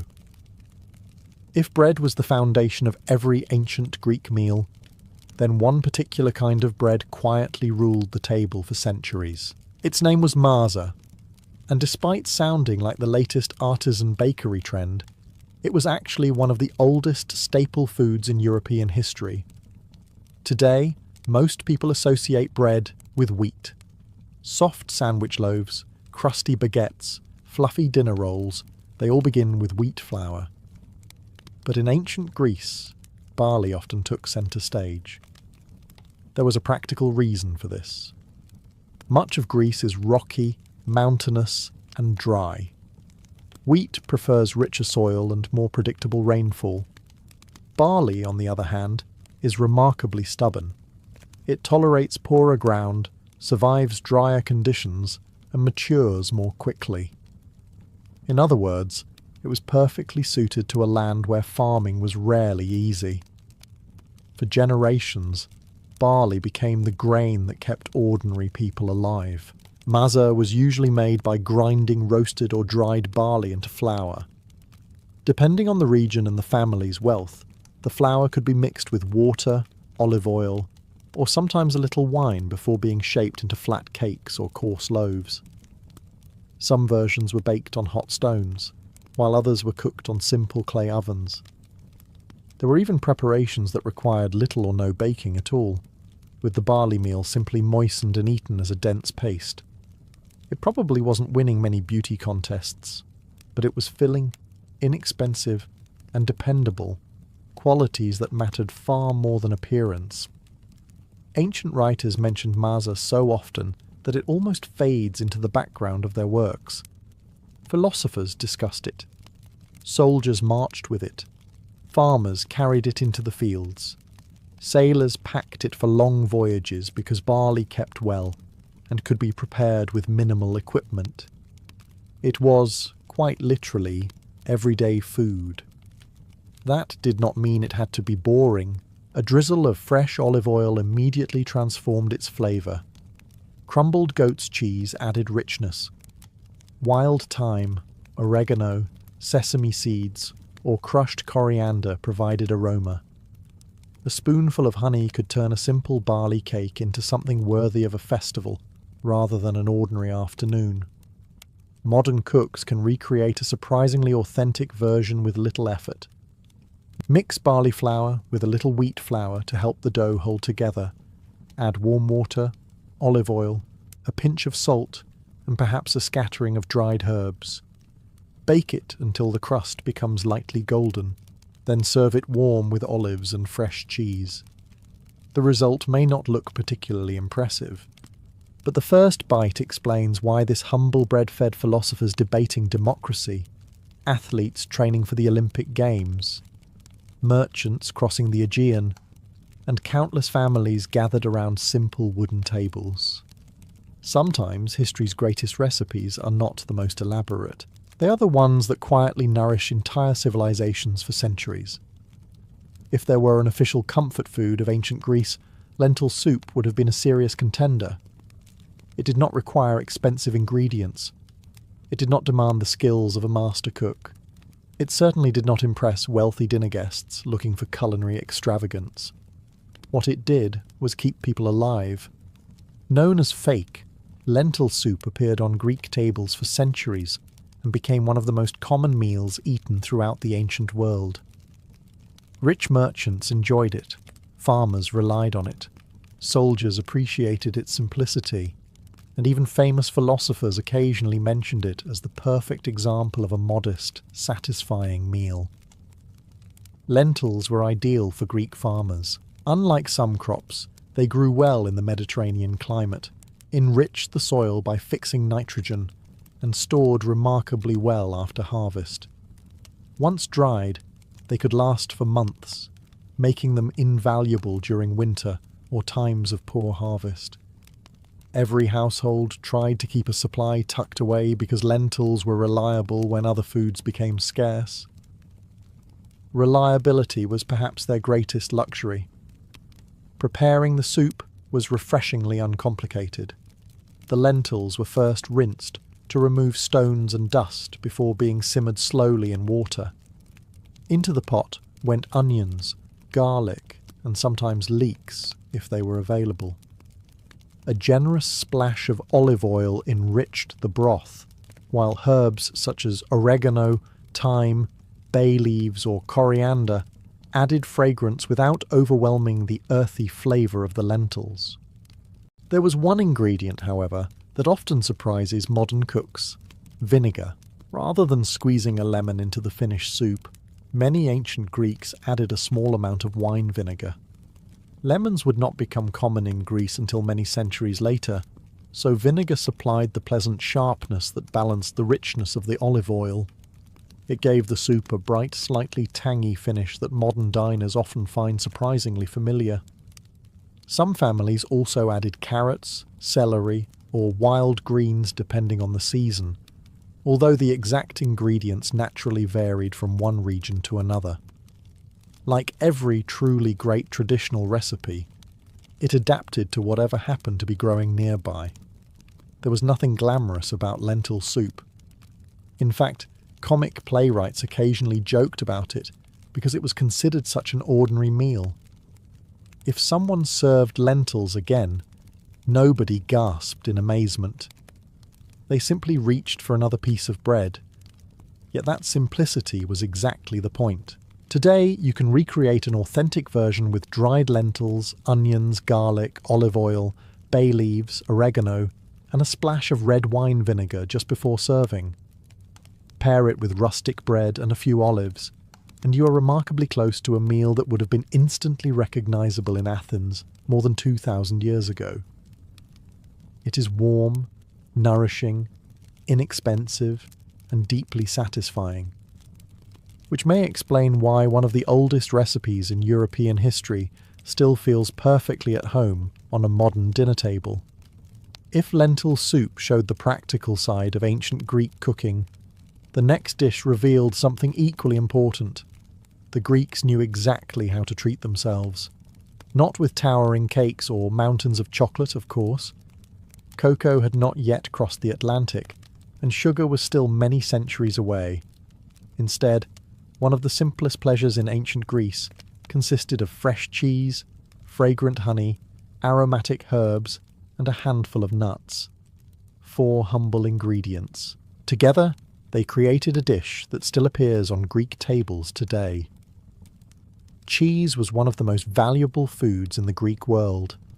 Sheep and goats thrived on Greece's rocky hillsides far better than cattle, so their milk became the foundation of the country's dairy production. Fresh cheeses were especially common because they required relatively little aging and could be prepared by ordinary households. The result was soft, creamy, and pleasantly tangy. While modern feta is probably the cheese most people associate with Greece, the cheeses eaten in classical Athens were often milder and closer to today's fresh goat cheese or young sheep's cheese. They were spread onto bread, crumbled over vegetables, or simply eaten on their own. Then came the honey. If olive oil was the king of Greek cooking, honey was undoubtedly its queen. Without refined sugar, honey provided nearly all the sweetness people enjoyed. Greek beekeeping was already highly developed, and the honey produced from wild thyme flowers became especially famous. Even today, thyme honey from Greece is considered among the finest in the Mediterranean. A drizzle transformed the cheese completely. The salty richness met warm floral sweetness, creating a balance that modern chefs still chase in expensive restaurants. The Greeks, meanwhile, had been quietly enjoying it for centuries. Fresh herbs elevated the dish even further. A sprinkle of thyme echoed the flavour of the honey. Mint added freshness. Oregano introduced an earthy aroma. Some families scattered crushed walnuts or almonds across the top, adding a satisfying crunch that contrasted beautifully with the soft cheese. It was elegant without trying to be. Perhaps that is why the recipe has survived for over 2,000 years. Making it today requires almost no effort. Place fresh goat cheese or sheep's cheese on a plate, drizzle generously with good quality honey, scatter chopped walnuts over the top, finish with a pinch of fresh thyme and a light splash of excellent olive oil if you're feeling particularly authentic. Serve it with warm rustic bread. That is almost all there is to it. It may seem almost too simple to deserve attention, but simplicity was often the greatest strength of ancient Greek cuisine. Rather than burying ingredients beneath heavy sauces and elaborate techniques, Greek cooks trusted the natural flavours to do the work.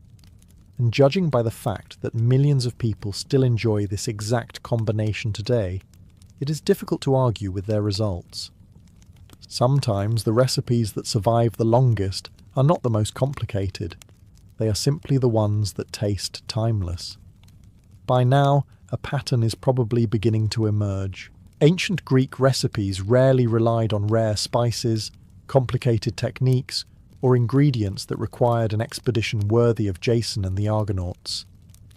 Instead, Greek cooks excelled at transforming ordinary plants into memorable meals. Perhaps no recipe demonstrates that better than stuffed grape leaves. Today, most people know them as dolmades, neatly rolled parcels filled with rice, herbs, and sometimes meat. They're served in tavernas from Athens to the islands, usually with lemon and olive oil, but the idea behind them is far older than the name itself. Long before the word dolma entered the region through later Turkish influence, Greeks and their neighbours were already wrapping fillings inside grape leaves. Vineyards covered much of the Greek countryside, producing not only wine, but an abundance of tender leaves every spring. Throwing those leaves away would have seemed almost absurd. Instead, cooks discovered they were remarkably useful. Young grape leaves are soft, flexible, and slightly tangy. After being briefly blanched in hot water, they become easy to fold around almost any filling while holding everything neatly together during cooking. The fillings depended largely on what a household could afford. For ordinary farming families, the centre usually consisted of barley or wheat groats mixed with onions, fresh herbs, and generous amounts of olive oil. Mint, dill, parsley, fennel, and coriander all grew naturally across Greece and found their way into the mixture. These herbs gave the parcels a freshness that balanced the richness of the oil.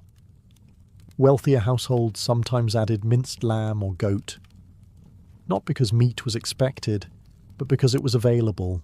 This surprises many modern readers.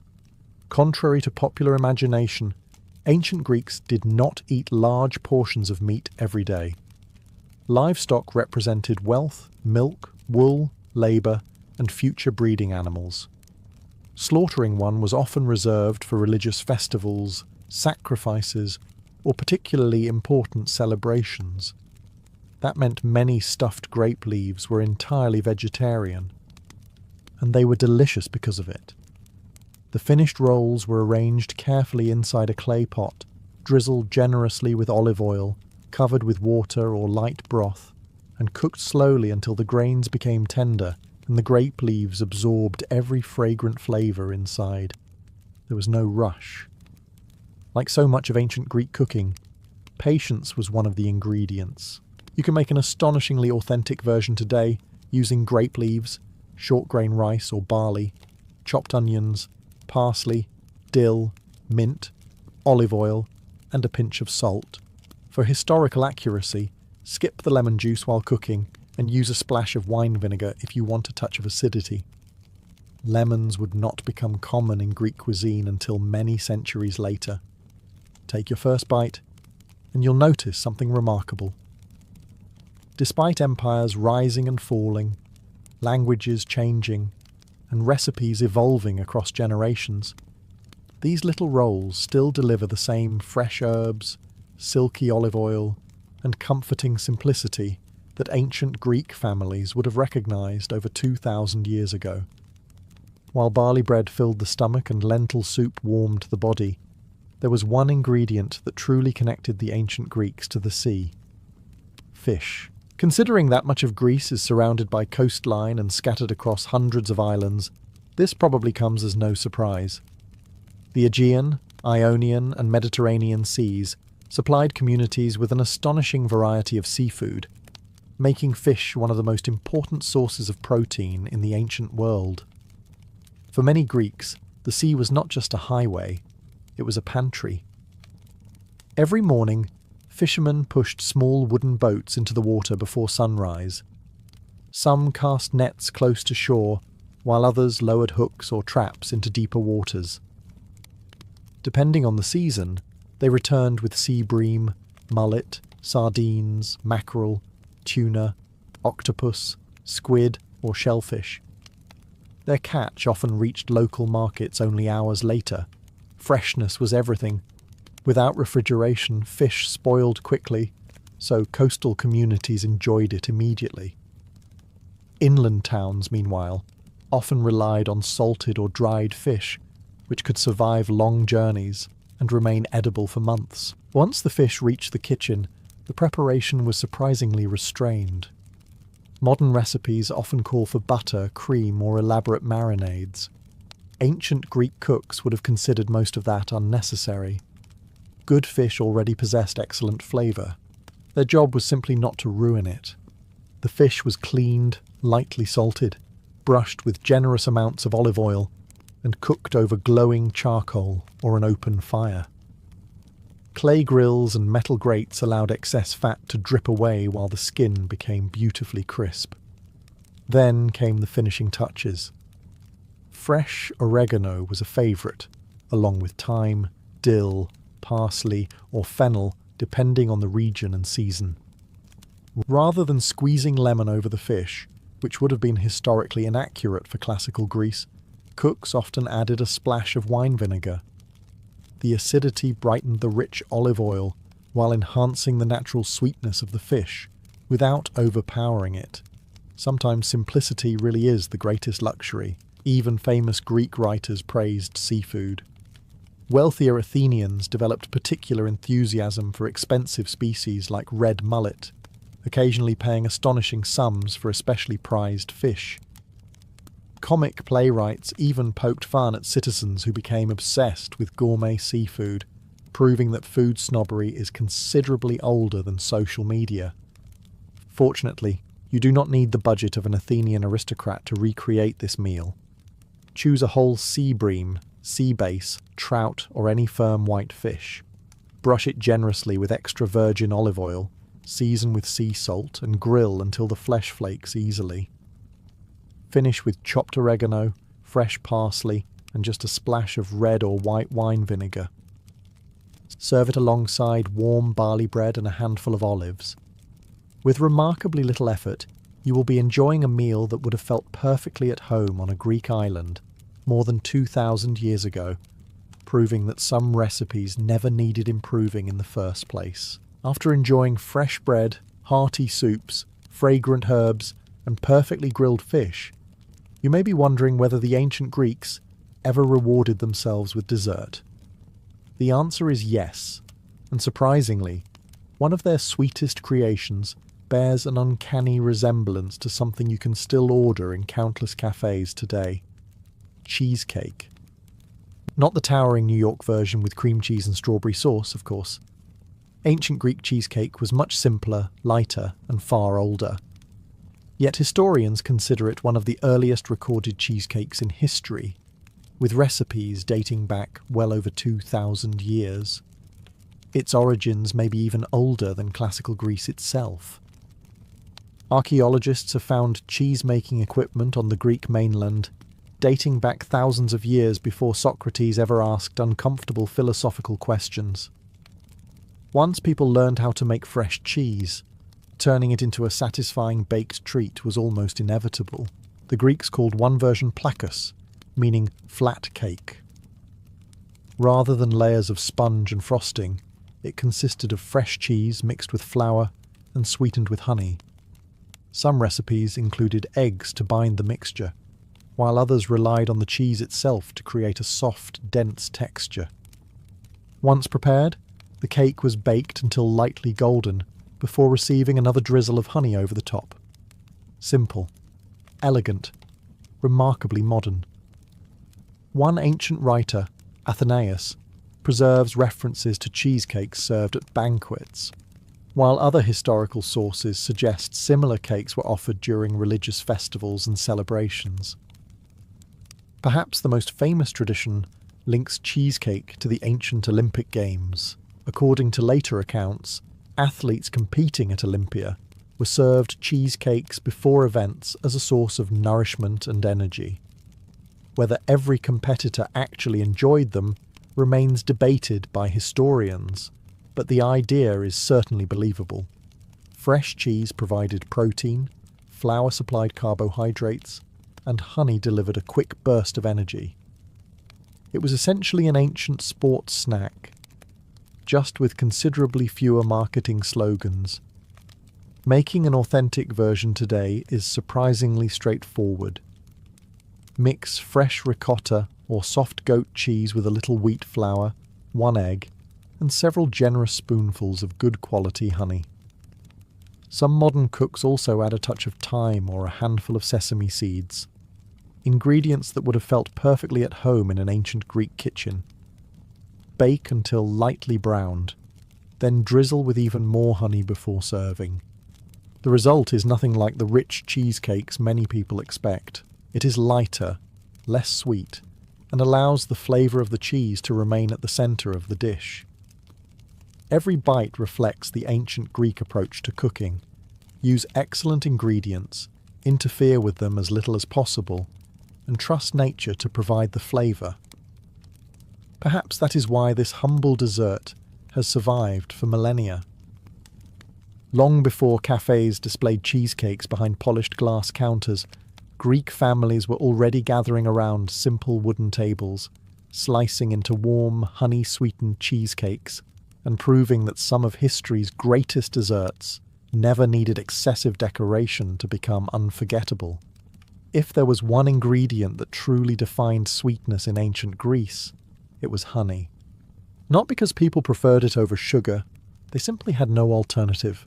Sugarcane existed in distant parts of Asia, but refined sugar would not become a familiar ingredient around the Mediterranean for many centuries. For the Greeks, nearly every sweet treat depended on the hard work of bees. Honey-flavoured cakes, sweetened wine, glazed fruits, accompanied cheese, and even found its way into medicines. It was one of the most treasured ingredients in the kitchen. Fortunately, Greek beekeepers had become exceptionally skilled at producing it. Hives were often placed near hillsides, covered in wild thyme, rosemary, and aromatic flowers. As a result, different regions produced honey with distinct flavours, much like modern wines, reflect the land where grapes are grown. Thyme honey became especially prized for its rich aroma and floral sweetness, earning admiration that continues to this day. With honey in abundance, cooks created desserts that were surprisingly simple. One of the oldest surviving examples combined toasted sesame seeds with warm honey. Once mixed together, the sticky mass was pressed into thin slabs and left to cool before being cut into pieces. The result resembled today's sesame brittle or energy bars, offering a satisfying crunch alongside natural sweetness. It was portable, nutritious, and lasted well during travel. Ancient hikers would probably have approved. Another favourite consisted of small fried cakes made from wheat flour and olive oil. Once golden and crisp, they were drenched generously in honey, and sometimes sprinkled with sesame seeds or crushed nuts. The outside remained lightly crisp while the inside stayed soft and tender. You can almost imagine someone reaching for a second one, while quietly insisting they were only checking if the first had been cooked properly. Fresh fruit also played an important role in Greek desserts. Figs, grapes, pomegranates, apples, and pears were often served after meals. Some were eaten fresh, while others were dried to preserve them through winter. Dried figs became especially valuable because they concentrated their natural sweetness and could be stored for months without spoiling. Walnuts and almonds frequently accompanied these fruits, creating combinations that modern nutritionists would probably describe as remarkably balanced. The Greeks simply described them as dinner. Recreating these ancient desserts today requires very little effort. Toast sesame seeds until fragrant, stir them into gently warmed honey, spread the mixture onto parchment paper, and allow it to cool before slicing. Or fry small rounds of simple dough in olive oil before finishing them with honey and chopped walnuts. The flavours are wonderfully familiar. There is no refined sugar, no artificial flavouring, no colourful frosting competing for attention. Instead, every ingredient contributes exactly what nature intended, and perhaps that is the greatest surprise of all. More than 2,000 years later, these humble honey cakes and sesame sweets do not feel like historical curiosities. They simply taste like desserts that never went out of style. After travelling through the kitchens of ancient Greece, one thing becomes impossible to ignore. As the first rays of sunlight begin to creep over the rocky hills of ancient Greece, an entire farming family is already awake. There are no alarm clocks. The goats provide enough noise for that. Inside a small stone house with a packed earth floor, the fire that burned through the night is carefully stirred back to life. Someone adds a few dry branches. Another reaches for yesterday's bread. Children rub sleep from their eyes while adults are already thinking about the work waiting beyond the doorway. The fields will not wait. Neither will the sheep, the vines, or the olive trees. Before anyone leaves for a long day of labour, the family gathers for breakfast. By modern standards, it is remarkably simple. By ancient Greek standards, it is exactly what is needed. The meal begins with bread. Usually, this is coarse barley bread rather than fine wheat bread. Barley thrived in Greece's dry, rocky soil, making it the grain most ordinary families relied upon. The loaf is dense, slightly nutty, and often baked every few days. meaning today's breakfast may involve bread that is no longer perfectly fresh. That is hardly a problem. A generous drizzle of olive oil brings it back to life. The oil itself is one of the household's greatest treasures. Every drop represents months of tending olive trees, harvesting fruit, and pressing the olives after the autumn harvest. Rather than using butter, which was uncommon in Greek cuisine, the family tears off pieces of bread and dips them directly into fragrant olive oil. Next comes a small bowl of olives, green or black, cured in brine for weeks. They provide both flavour and valuable nutrition. They are salty, filling, and easy to store for long periods. Nearly every farming household keeps a supply, because olives can accompany almost any meal throughout the year. Fresh goat's cheese often joins the table. The family's goats provide milk almost daily during the season, allowing simple cheeses to be made at home. Soft, slightly tangy, and rich in protein, the cheese pairs perfectly with bread and olives. Sometimes it is eaten plain. Other mornings, someone drizzles a little honey across the top if the household has been fortunate enough to collect some from nearby beehives. Fruit depends entirely on the season. In late summer, there may be fresh figs bursting with sweetness. During autumn, clusters of grapes appear beside the bread. In winter, dried figs saved from the previous harvest provide welcome energy before a long day's work. Apples, pears, and pomegranates also make appearances whenever nature decides they are ready. There is rarely anything wasteful about the meal.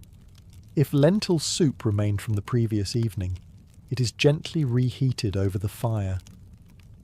Leftovers were not something to avoid, they were practical.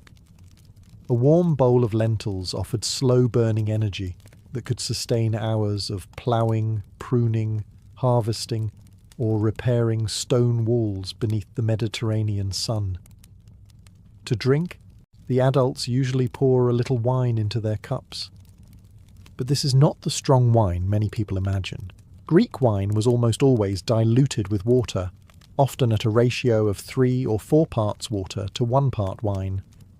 Drinking unmixed wine was generally viewed as uncivilized, while diluted wine was considered healthier than untreated water in many places. Within a short time, breakfast is over. There are no lingering conversations around the table. The father shoulders his tools. Older children help drive goats toward the hillsides. The mother begins organising the day's countless household tasks before joining work outdoors herself. Even the youngest children quickly find small jobs they can manage. It is a modest meal, built from bread, olives, cheese, fruit, and olive oil. Yet these same simple foods have nourished Greek families for thousands of years, proving that sometimes the most ordinary breakfast is also one of history's most enduring. By the time the sun begins to sink behind the hills, the farming family finally returns home. Their hands are rough, their clothes smell of earth, their backs ache from bending over fields since dawn. If it is harvest season, everyone is exhausted. Men have spent the day swinging sickles through golden barley or wheat. Women have tied bundles into sheaves, gathered vegetables from the garden, or cared for the animals. Children have collected loose stalks, frightened birds away from the crops, or carried water under the hot Mediterranean sun. Now comes the most anticipated moment of the day: the evening meal. Unlike breakfast, which was quick and practical, dinner was usually the family's largest meal. It was the one time everyone could sit together, recover from the day's labour, and enjoy food while it was still warm. The fire burns steadily in the centre of the house. Suspended above it is a clay pot that has been simmering for hours. Inside is a thick stew. The exact ingredients change with the seasons, but lentils, chickpeas, broad beans, or split peas often form the base. Into the pot go onions, garlic, leeks, wild greens, and whatever herbs happen to be growing nearby.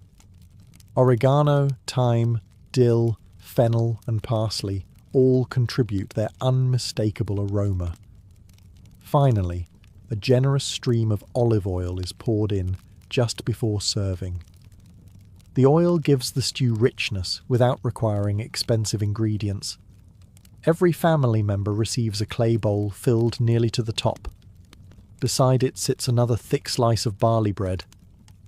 The bread serves two purposes. It fills hungry stomachs, and it acts as the perfect utensil. Rather than wasting a drop of the flavourful broth, pieces of bread are dipped directly into the stew until every last spoonful has disappeared. Fresh vegetables accompany the meal whenever possible.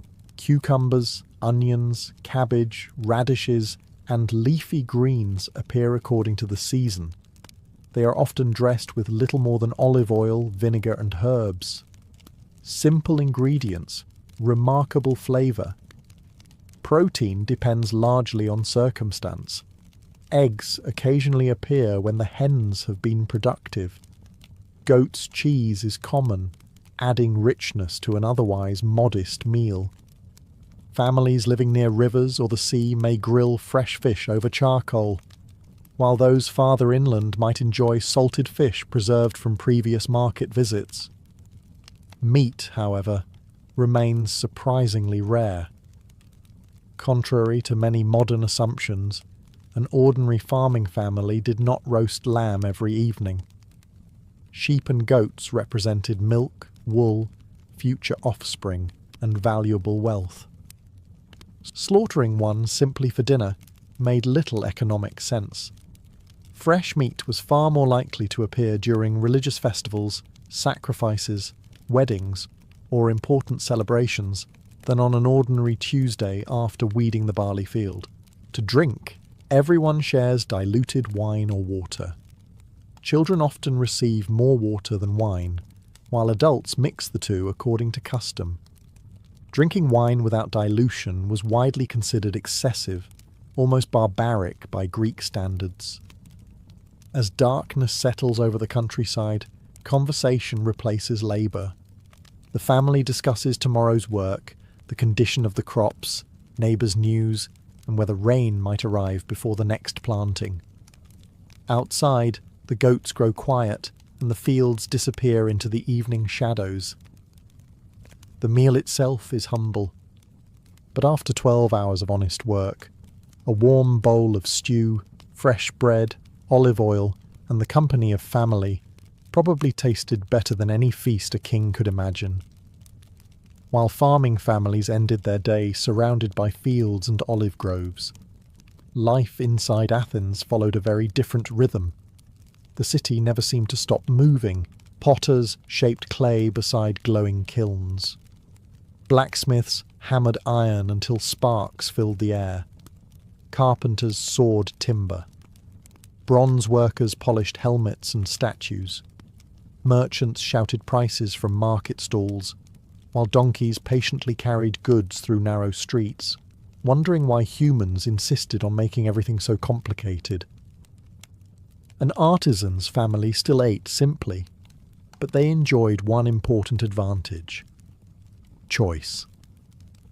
Unlike rural households, which relied mostly on whatever they could grow themselves, city families lived only a short walk from the agora, the bustling marketplace that served as the heart of Athenian life. Every morning, vendors displayed baskets overflowing with fresh vegetables, herbs, olives, figs, grapes, onions, garlic, and fragrant loaves of bread. Fishermen arrived carrying the night's catch, while cheesemakers offered fresh rounds of goats and sheep's cheese. Potters traded bowls for food, blacksmiths exchanged tools, and neighbours caught up on the latest news while pretending they had only stopped to buy onions. The marketplace fed both stomachs and gossip with remarkable efficiency. Breakfast remained fairly modest. Bread dipped in olive oil, fresh cheese, olives, and seasonal fruit were still common. But city families could often enjoy slightly fresher ingredients because they purchased food almost daily instead of relying entirely on stored supplies. Lunch was frequently light as well. Many craftsmen stayed close to their workshops, eating bread with cheese, olives, dried figs, or nuts between customers. There was little time for elaborate cooking when commissions needed finishing before sunset. A customer waiting for a new water jug was generally less patient than a loaf of bread. The evening meal, however, offered greater variety than many farming households could afford. Vegetable stews remained popular, but urban markets made seafood much more accessible. Fresh sardines, anchovies, sea bream, squid, mussels, and octopus regularly appeared on Athenian tables, especially for families who lived near the port of Piraeus. Fish was often less expensive than red meat and could be grilled quickly with little more than olive oil and herbs. Meat still remained an occasional luxury. Most artisan families did not regularly roast lamb or beef. Instead, pork, goat, or lamb appeared during religious festivals, family celebrations, or after public sacrifices, when portions of the animals were distributed among the community. These occasions transformed an ordinary dinner into something everyone remembered. Wine accompanied the meal, always mixed with water, according to Greek custom. As lamps flickered inside the house, conversation replaced the sounds of hammering and pottery wheels. The family discussed customers, politics, theatre performances, and rumours spreading through the agora. Athens was not simply a city of philosophers. It was a city where ordinary families gathered around familiar meals after another busy day of skilled work. Their table may have been slightly richer than that of a farmer, but it was still unmistakably Greek. Bread, olive oil, vegetables, seafood, cheese, fruit, and good company shared at the end of a hard-working day. The food on a farmer's table was shaped by the seasons. The food on a soldier's table was shaped by survival. Once a Greek soldier left his city behind, comfort became a luxury that stayed at home. Whether marching with an Athenian army, serving aboard a trireme, or standing shoulder to shoulder in a hoplite phalanx, every meal had to answer one simple question. Could it keep a man fighting tomorrow? Taste was appreciated. Calories mattered more. Unlike modern armies with organised supply trucks and field kitchens, Greek armies depended heavily on preparation, local supplies, and whatever they could carry themselves. Every extra pound slowed a soldier's march, so food needed to be light, durable, and resistant to spoilage. The most dependable companion was barley. Soldiers often carried roasted barley meal, known as alphata. It required almost no cooking. Mixed with a little water, wine, or olive oil, it became a filling paste that could be eaten within minutes.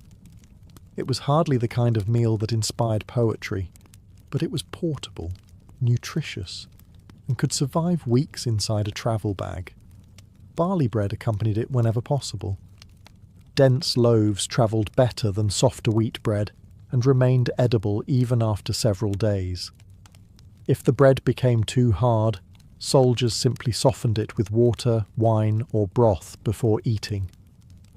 Olives were another favourite.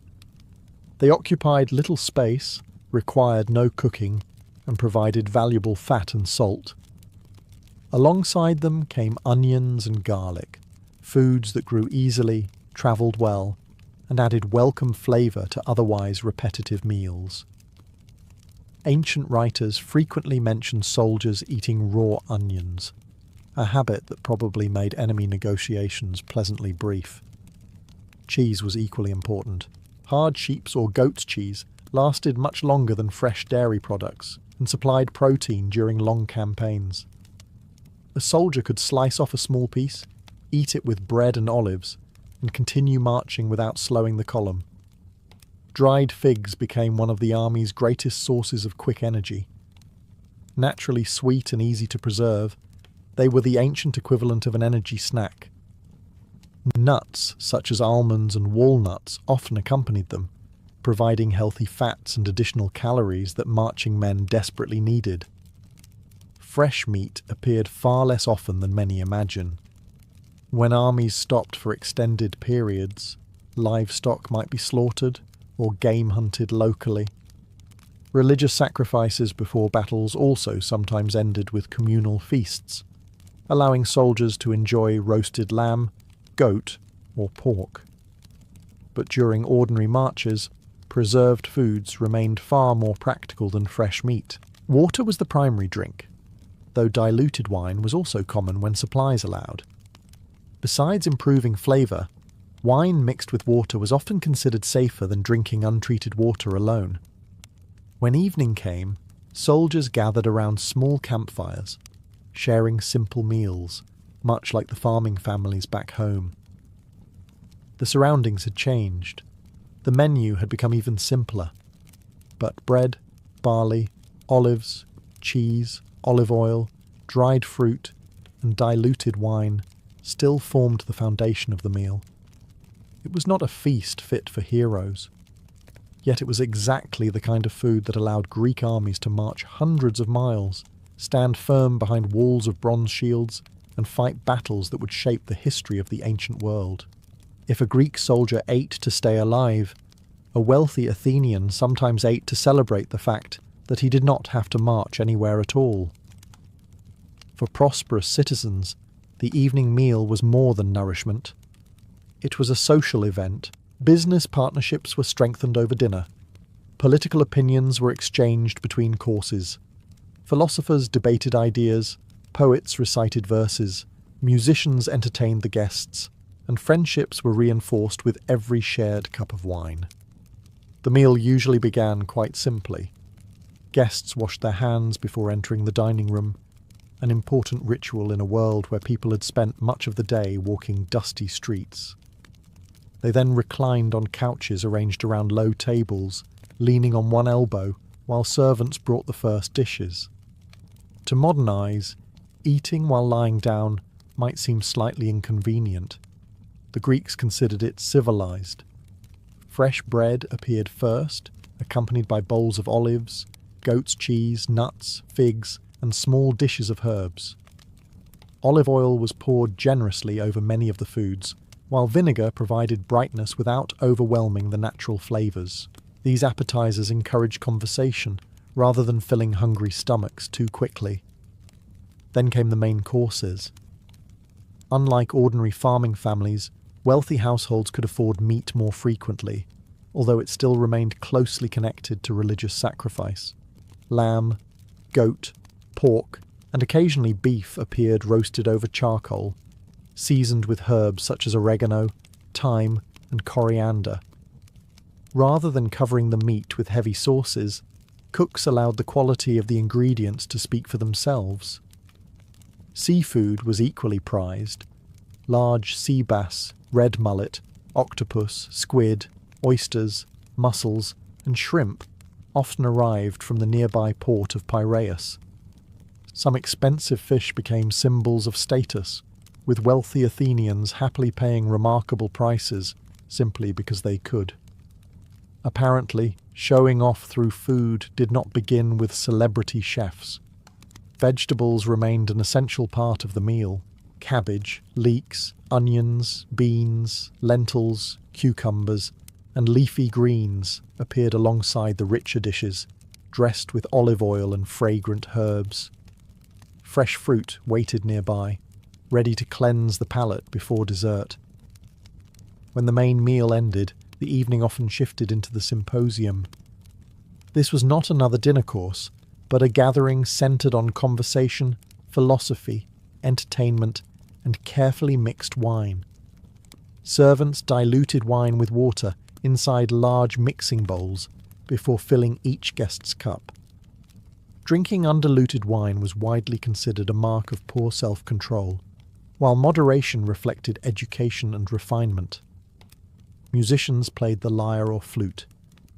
Guests challenged one another with riddles, discussed politics, quoted Homer, or argued about philosophy with the confidence that only several cups of diluted wine can inspire. Dessert remained pleasingly uncomplicated. Fresh figs, grapes, apples, pomegranates, walnuts, almonds, and soft cheese drizzled with fragrant honey, concluded the evening. There were no towering cakes or elaborate pastries, just fresh, seasonal ingredients presented beautifully. Compared with a farmer's supper, this banquet was undoubtedly more luxurious. Yet despite the extra servants, finer ingredients and polished silverware, the foundations remained exactly the same. Bread, olive oil, wine, herbs, vegetables, cheese, fruit, and good conversation still sat at the centre of the table, proving that whether rich or poor, ancient Greeks shared far more in common than their meals might first suggest. Whether you were born into a farmer's cottage, an artisan's home, or the household of a wealthy merchant, one thing was certain. You did not get your own special children's menu. Ancient Greek children ate much of the same food as everyone else. The difference was usually the quantity, not the menu. Meals were family affairs, and children learned from an early age that eating was more than satisfying hunger. It was part of becoming a member of the household. They watched adults break bread, pour olive oil, offer thanks to the gods, and share conversation while passing simple dishes around the table. Food also taught responsibility. Older children often helped prepare it long before they were trusted to cook entire meals.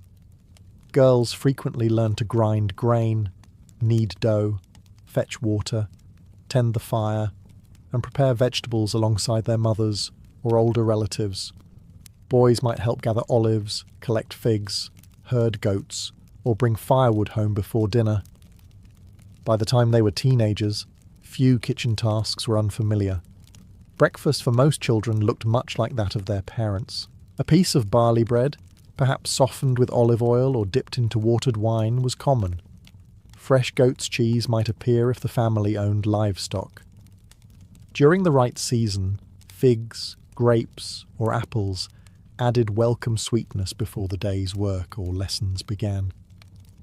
Honey was an occasional treat rather than an everyday luxury. A drizzle over bread could transform an ordinary breakfast into something children remembered all morning.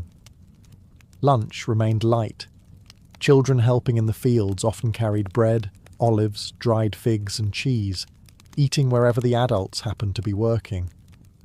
Those living in cities might receive similar foods while assisting in workshops or attending lessons. There was little expectation of stopping for an elaborate midday meal. The evening meal brought everyone together. Children ate the same vegetable stews, lentil soups, beans, onions, cabbage, fish, and bread that filled the bowls of the adults. If meat appeared after a festival or sacrifice, children shared it alongside everyone else.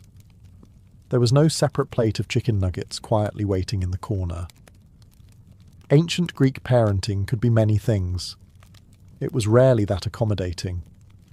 Of course, infants required different care. Babies were breastfed whenever possible, sometimes for as long as 2 years. As they grew older, soft foods gradually appeared: porridge made from barley, mashed beans, softened bread soaked in water or goat's milk, and small amounts of fruit. Everything was introduced slowly as young stomachs adapted. Parents also understood that growing children needed nourishment, even if they lacked modern nutritional science. Milk, cheese, eggs, legumes, grains, fruits, and olive oil supplied much of what young bodies required. Perhaps the most remarkable thing about a Greek child's diet is how familiar it still feels. Fresh bread, fruit, vegetables, beans, cheese, fish, olive oil, very little processed food, very little refined sugar. It was a diet built almost entirely from ingredients gathered nearby, prepared at home and shared around the family table. Long before anyone spoke about the Mediterranean diet as one of the healthiest ways to eat, Greek children were quietly growing up on it, one simple meal at a time. Most days in ancient Greece, the family table was modest: bread, olives, cheese, vegetables, perhaps a little fish. But every so often, everything changed. The smoke rising from the city or village was no longer coming from ordinary cooking fires.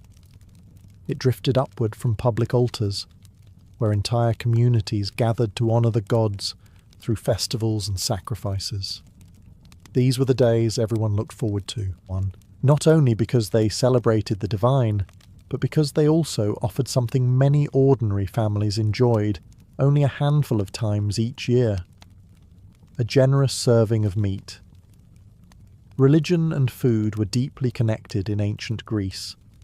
When an ox, sheep, goat, or pig was sacrificed to a god such as Zeus, Athena, Apollo, or Demeter, the ceremony followed carefully established traditions. Certain portions of the animal, particularly the bones wrapped in fat, were burned on the altar as an offering to the gods. Priests received their customary shares. The rest did not go to waste. It became dinner. Large public festivals transformed entire communities into enormous outdoor dining halls. Families who rarely had the opportunity to eat roasted meat suddenly found themselves standing beside neighbours, craftsmen, farmers, sailors, merchants, and magistrates, all waiting for their portion. For many poorer citizens, these festivals provided some of the best meals of the entire year. The meat was roasted slowly over charcoal fires until the skin became crisp and the inside remained tender. There were no heavy marinades or complicated sauces. Olive oil, sea salt, oregano, thyme, and perhaps a little coriander were usually all that was needed. The quality of the meat spoke for itself. Around the roasting fires, enormous baskets of bread circulated continuously. Fresh loaves disappeared almost as quickly as they arrived. Bowls of olives passed from hand to hand. Goat's cheese, onions, figs, grapes, nuts, and seasonal vegetables completed the feast. Wine flowed freely. Although true to Greek custom, it remained carefully diluted with water before drinking. Nobody wanted a religious celebration ending with someone attempting to debate philosophy with a tree. Music filled the air. Flute players performed while singers recited hymns dedicated to the gods. Children ran between groups of adults. Merchants sold sweets made from honey and sesame. Athletes competed in games during larger festivals, while poets and actors entertained enormous crowds. Meals became something far greater than eating. They became shared experiences. Rich and poor often found themselves participating in the same celebration, eating from the same sacrifice, honouring the same gods. Social differences certainly remained, but for a few hours, an entire city could gather around the same source of food. Perhaps that explains why festivals occupied such an important place in Greek life. They nourished more than hungry stomachs. They strengthened friendships, reinforced religious traditions, celebrated successful harvests, and reminded every family that they belonged to a larger community.